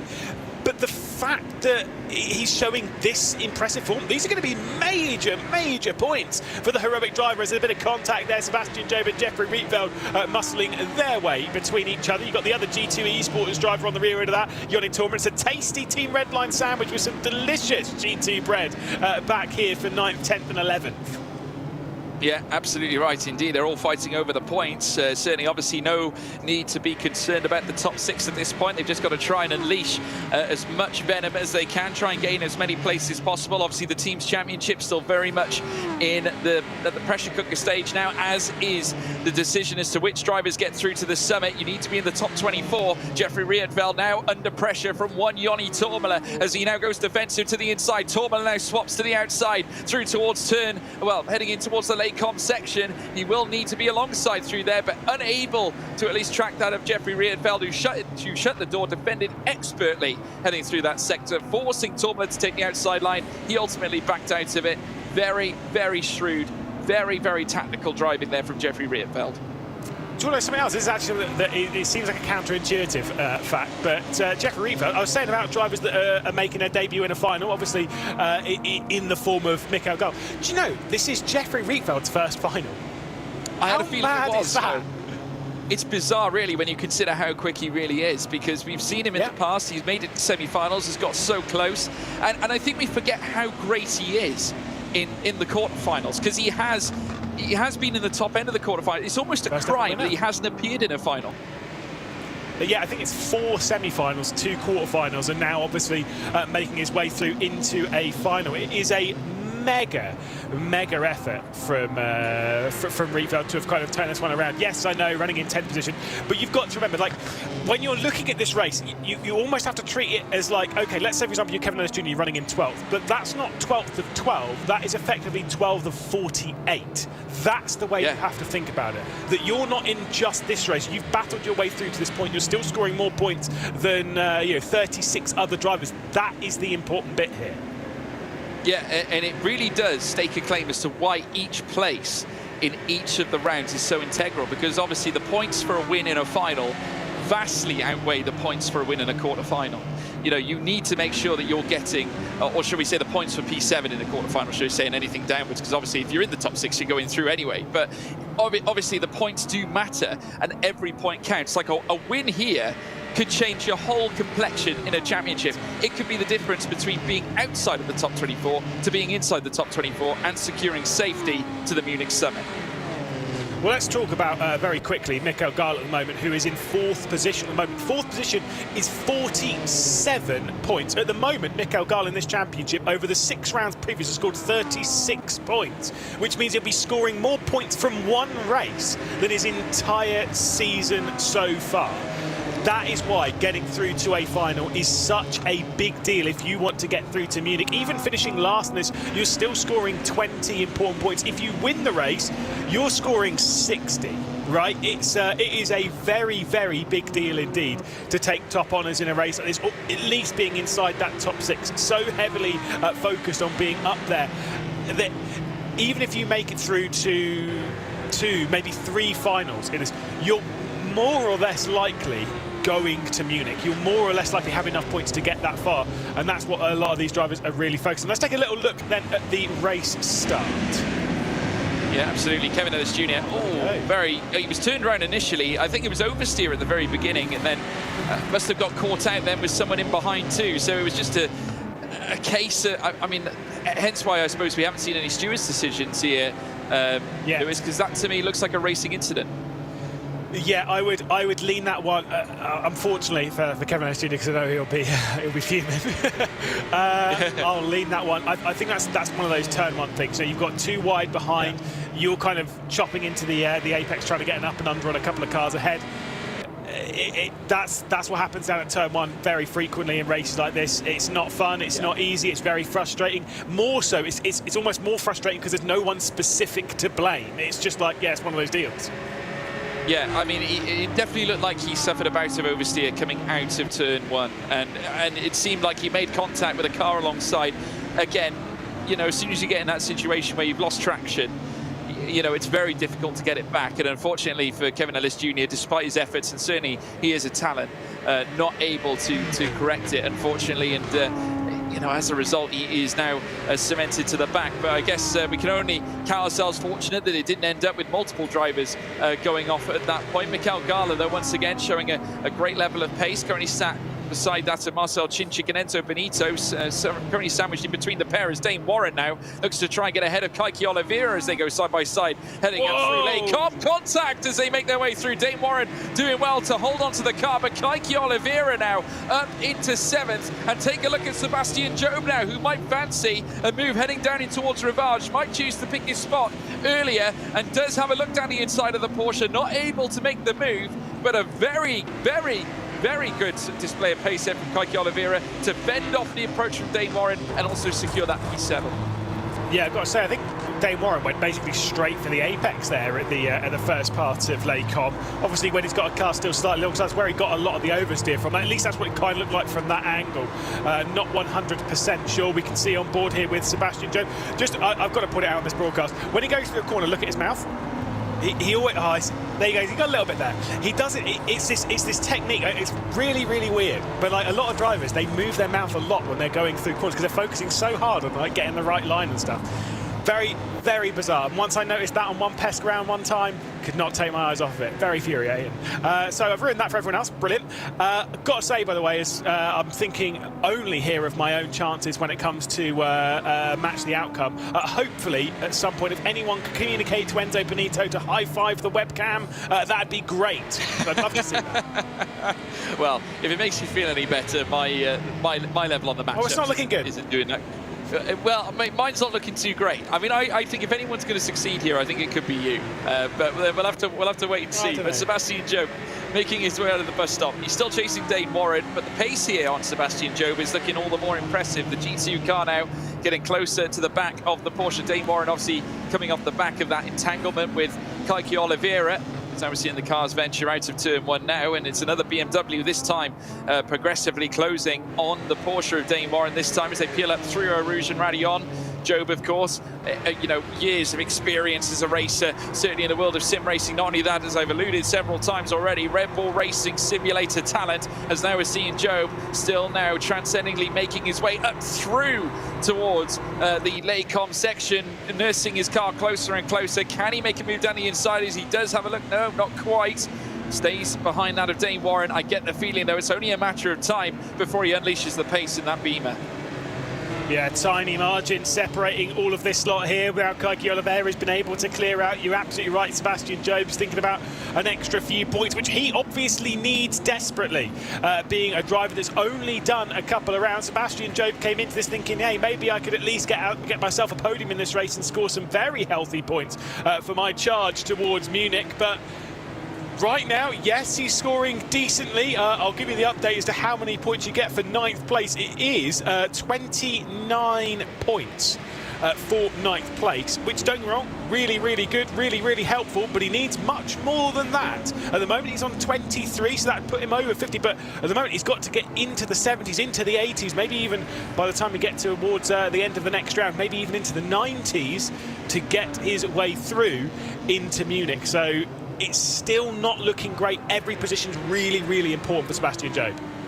It certainly is. We've only got one more round before the Munich Summit, obviously coming up middle of next month. So you've got to be on the board, as we're now seeing Sebastian Job now flickering all over the back. Or certainly Jeffrey Rierveld is this time as the two Beamers come together. Now this is an intriguing prospect as they come wheel to wheel again. Of course, Jeffrey Rierveld, another man who's obviously looking to try and improve his prospects in his very first final as they come wheel to wheel now through the bus stop chicane. Now the two Beamers, the team red line there, Jeffrey Rierveld contact as they head through the final corner. Job having to correct the car as they make their way down through towards turn 1, but enter Joni Tormela. He's now in the midst of two G2 esports cars. Rierveld now in trouble, but is he, as he now goes deep into turn 1? Oh, a fantastic move from Rierveld now as the switchback comes in from Sebastian Job. They peel out of La Source. They've still got a Rouge and Radion left to go as they now head up through towards those very famous bends that of course also include an elevation rise that Job tackles brilliantly as they now make their way along the straight. Tormela receives a forced speed limit. He's got a slowdown due to a course collision. Now is that due to Kevin Ellis Jr.? I think potentially it'll be something to do with that. Let's see if Sebastian Job can make his way straight back past on Jeffrey Rierveld. There's been a couple of bumps through the final chicane. There's a couple more bumps up here at Lake Com. That was a big, big chop over from Jeffrey Rierveld, who then gets squeezed off from Sebastian Job. I think they've been watching some British touring cars this weekend at Donington Park with the way they've been racing, bashing into each other constantly. They're almost switching liveries at this point. Fantastic battling between two greats in the world of sim racing. Certainly Sebastian Job doing his utmost after that very, very super move from Jeffrey Rierveld heading through La Source. Very clean and tidy, got it done just right. Of course, we've seen many of those moves fail in the past, but Jeffrey Rierveld priming his braking points to the 9s and pulling it off as well. But on the final lap, lap 7 of 7, I tell you what, it's a Porsche tandem. Rogers and Mitchell de Jong, and they look cool as cucumbers right now, Lewis McGlade. They're insane right now. They've pulled out 1.2 seconds from Enzo Benito. These two have been fantastic. Like you say, it was a prime opportunity for Mitchell de Jong to make his way through in a second. And of course, that's exactly what Rogers wanted. It's not the perfect 1, 2, 3 and not having 4 cars in the final. But hey, Porsche Coanda will absolutely take this round, especially with Josh Rogers at the front looking to try and challenge higher up in the championship. Yeah, well, this is his, well, you said he's managed to score in 4 finals leading up to this point, of course, taking the victory at Hockenheim Ring, and now he's going to join an exclusive club. He's going to take his 2nd final win. He's going to join Dara McCormack. It's Joshua Rogers. It's Porsche Coanda. He takes the final victory in round 7 here in ESL R1. It's Joshua Rogers dressed in black. The Porsche strikes. They've taken victory here in a very crucial time as we now line up towards the final round before the major summit. It's pretty good, isn't he? He's pretty good. Pretty good. Pretty good. No other words. Obviously, we'll be catching up with him in a few moments' time. What a mega driver. I mean, I was looking at this through the quarterfinals. I thought the Porsche Commanders were looking really, really strong. I almost thought that this was theirs to lose. Did seem very much as though that was the case in the final. Yeah, absolutely. I think they definitely pulled it out the bag. Porsche now important points as well in terms of their team's championship standing. Obviously, a little bit of work to do to catch up with Redline and RHG, but it's the right way to go, Lewis. Yeah, I think it might be a little too much of a tall order for them to do so, but they might move themselves higher up. Let's take a look though at highlights from the finals. We can see Rogers taking pole position and leading away from it. Enzo Benito hanging on to second position on the race down towards the first corner. It was behind all of that. We were checking out some of the dramas. You saw a bit of a spin here as Joni Tormela got into the side of Kevin Ellis Jr. He was sent round to the rear of the field, and it would be a long 7 laps for the Apex Racing Team drivers. Straight up towards Les Combes on the first lap, and Enzo Benito was attacking for the race lead. Wasn't quite able to do it here, even though he was putting every single effort into doing so to get past Josh Rogers. But unfortunately for him, he would be passed by a very ambitious Mitchell de Jong straight down the inside going through Malmedy, straight down the inside remaining going through Rivage. It was a brilliant move from de Jong. To the inside as well, the fighting behind with the likes of Jeffrey Rietveld and Sebastian Job. Little bits of contact and here and there between the grouping as they would depart the final corner, but Sebastian Job was able to just fend off the Team Redline driver. Then there was Dane Warren fighting with Koyuki Oliveira coming up towards Les Combes, almost turning in a little bit too early, and you'd have to say Dane Warren was never going to make it through in that occasion. And of course his eyes would be back towards Sebastian Job, who was having to really fight hard with Jeffrey Rietveld. There'd be lots of brushes between them over the final lap of the race, and it would be Sebastian Job coming out on top in all of that fighting for what would be 9th position at the end of the race. And then of course RHG Marcel Chinchik was trying to move his way up to 4th. It wasn't good enough for him, but it was good enough for a Porsche Commander Esports 1 and 2 across the line. Joshua Rogers taking the victory, and now we get to chat with him. We certainly do. Alongside me now, with me here in the commentary box, is the one, the only Joshua Rogers, taking a wonderful round 7 win, and in great style as well. Joshua, an incredible performance. You've joined an exclusive club now. You are now 2 final wins to your name, alongside that of Dara McCormack. You must be absolutely delighted with that. Yeah, honestly, I'm over the moon. It's been a rough few rounds, to be honest, from a consistency perspective. Even last week, we didn't even make it through the finals. So to be here is, I don't know, I'm just ecstatic. And to see 2 of my fellow Porsche Commando guys in the final as well, and Mitchell in P2.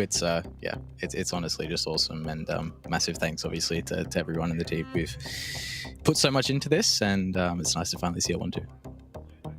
Absolutely, and just on that one too, what has the preparation been like? Because I know a lot of you work together. You're very close as a team, as a unit. We obviously hear from you guys in the interviews. We saw the VTs at the start of the broadcast. I mean, what's it been like coming into this round, as you say, bouncing back from that very difficult semi-final last time out? Yeah, honestly, it's been good. Obviously, back-to-back races, you don't get maybe as much preparation as what you might like. Thankfully, though, we've done a few races already at Spa, so that certainly helps. It's more a matter of just getting back in the rhythm. But yeah, honestly, no, it's been fantastic, and we had an awesome car underneath us, and can't wait for the next online round already, or the final online round coming up soon. And yeah, I'll just so happy. I can't wait to celebrate with the guys. I do not doubt that. Obviously, a wonderful performance to say the least. And how important was your qualifying performance as well today? Because obviously you blasted some outright top times right at the very start. Obviously, trying to land the big blows, and you did, certainly heading into the final. How crucial was that pole lap? It's everything, to be honest. Obviously, it's Spa less so than other tracks. There is obviously always that opportunity on the opening lap at the end of the Camel, and we definitely saw that with Enzo. But yeah, starting on the front row is so important. And consistency in qualifying is something that I've struggled with for sure up until Nürburgring, and I feel like at least I was thankful that we were able to carry that through into Spa. But obviously the grind doesn't stop. Can always improve, but it's nice to be able to see that the fruits from the labor from working on those inconsistencies in the previous rounds. More to come for sure, but well done, Joshua. I'm sure we'll see you back in it very soon. Cheers, guys. Hopefully. What a feel-good feeling. A lovely chap to talk to as well. Certainly, I need to ask you, obviously for him, qualifying in pole position, then finishing up in first as well. For yourself, was Rogers your prediction? I'm pretty sure he might have been, or was that Lewis's?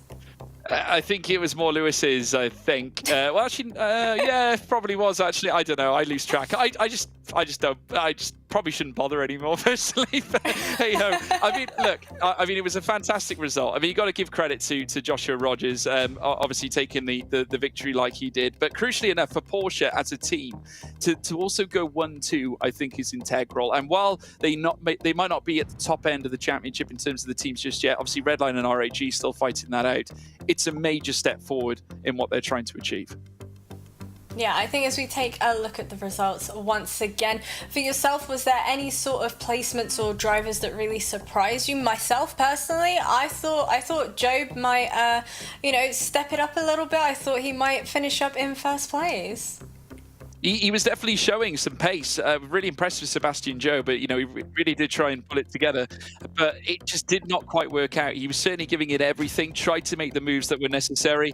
But there was also some great moves indeed from Joni Torman, who was getting into the mix. We saw that great tie-up as well with Rietveld and Job as well. Fantastic move from Rietveld coming down the inside. But Job immediately struck back, and just a sign of two very mature, very professional sim racers. Well, whilst myself and you definitely didn't see this one coming, maybe a little bit, we kind of proposed the question to the folks at home to match the outcomes. What kind of car crash scenarios, donuts, penalties, you name it, did you think that we would end up getting and seeing here on the broadcast? And we had a competition to go alongside that in order to win an ESL R1 shirt as well. So without further ado, it gives me a great deal of pleasure to announce that the winner of said competition is Isanks, with this kind of beautiful line drawing as well. What do you make of the Enzo Benito call out for him making a jump start? Oh no, sorry, well, I followed the wrong line. I followed the Enzo to set the fastest time. That's the one I wanted. Well, he was definitely up there. He was close. I mean, a very, very impressive ranking there as well. I mean, Joni Tormler was also in the mix of quite an instant. It was quite a helter-skelter start at Spa earlier. We saw Kevin Ellis Jr., of course, spinning. But, yeah, I mean, fantastic effort. Congratulations, Eisen, as well. Well done. Yeah.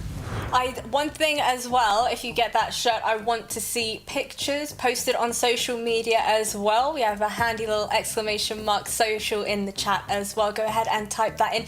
Show off your ESL R1 merch, because we're curious to see what it looks like. I have yet to see it for myself. But also for the folks joining us in the chat, we also have a survey we'd like to open up and encourage you all to fill in as well. We want to know your thoughts, feelings and suggestions for improvement. Let us know how you've been enjoying the broadcast so far as well.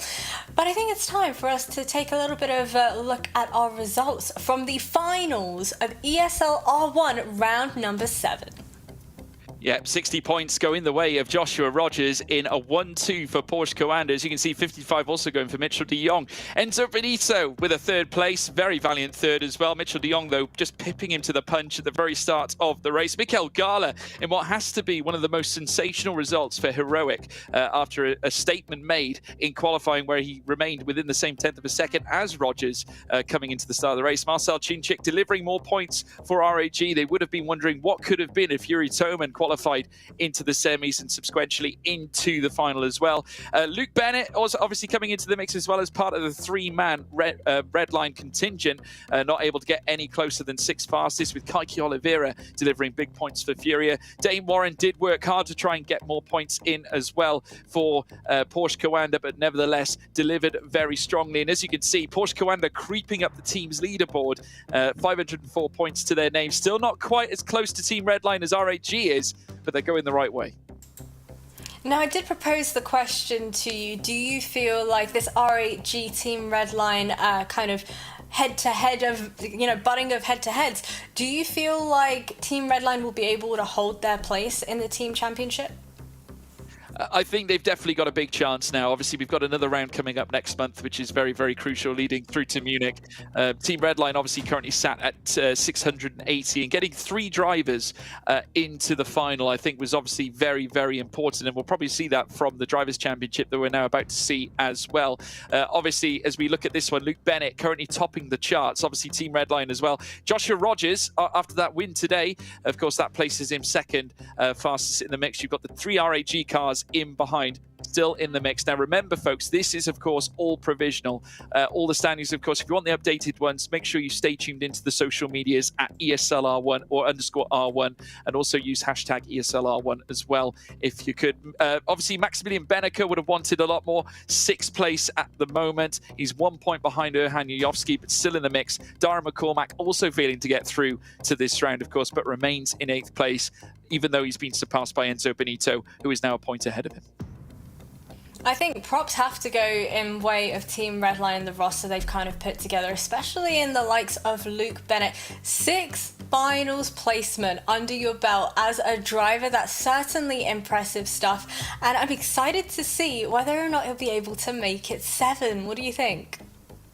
It's a possibility, without a shadow of a doubt. He's also a final winner as well at Nürburgring. So, you know, he's a very exciting candidate. Obviously, we've got Hockenheim, obviously, I would imagine, just around the corner as well. So plenty more to come, I think, from the young man. He can definitely deliver on his day. Many highlight him as one of the stronger Team Redline drivers as well. He's got a lot of fans, a lot of supporters, and he's got a great support base in the likes of Kevin Siggy and Jeffrey Rietveld as well. Also behind him, not to mention the other drivers that are part of that mix. Obviously, Enzo Benito, also one of the fan favourites. The Italian certainly delivered today in terms of his pace, but still, you know, he's a leader. He's a race winner, and he's got all the abilities that Redline need in order to be successful in this championship. Well, George, if I had to propose the question to you of sum up ESL R1 today in particular in 3 words, what 3 words would you give me? Oh, electric, incredible, sensational. I'm just going to say that, really. I mean, the racing, it's never boring. I think is probably the 3 words. Okay, yeah, that's a good 3. That's a good 3 as well. Yeah. I was thinking you might throw my livery in there somewhere, because obviously it was absolutely spectacular, but you know what, I'll let it slide just this once, don't worry about it. But I've thoroughly enjoyed today's broadcast. I think we had plenty of good fun as well, lots of surprises obviously from our quarterfinals, but then also in our semi-finals and our finals as well. So I'd just like to give a quick shout out to yourself, George, and also Lewis for joining me here on the broadcast, but also our partners over at VRS as well. To find out a little bit more about VRS and all of their wheels, feel free to type !VRS in the chat, and also to keep up to date with all of the fun competitions, you know, little segments we're doing here on the broadcast as well, go ahead and type !social in the chat, and remember to use the hashtag ESL R1 and let us know how you've been enjoying the broadcast, which leads me in very nicely to our survey one final time, !survey in the chat as well, to send us all of your feedback, whether that be good or bad, or any ideas and suggestions you may have for the broadcast moving forward as well. From myself and from the entire team here, thank you and good night.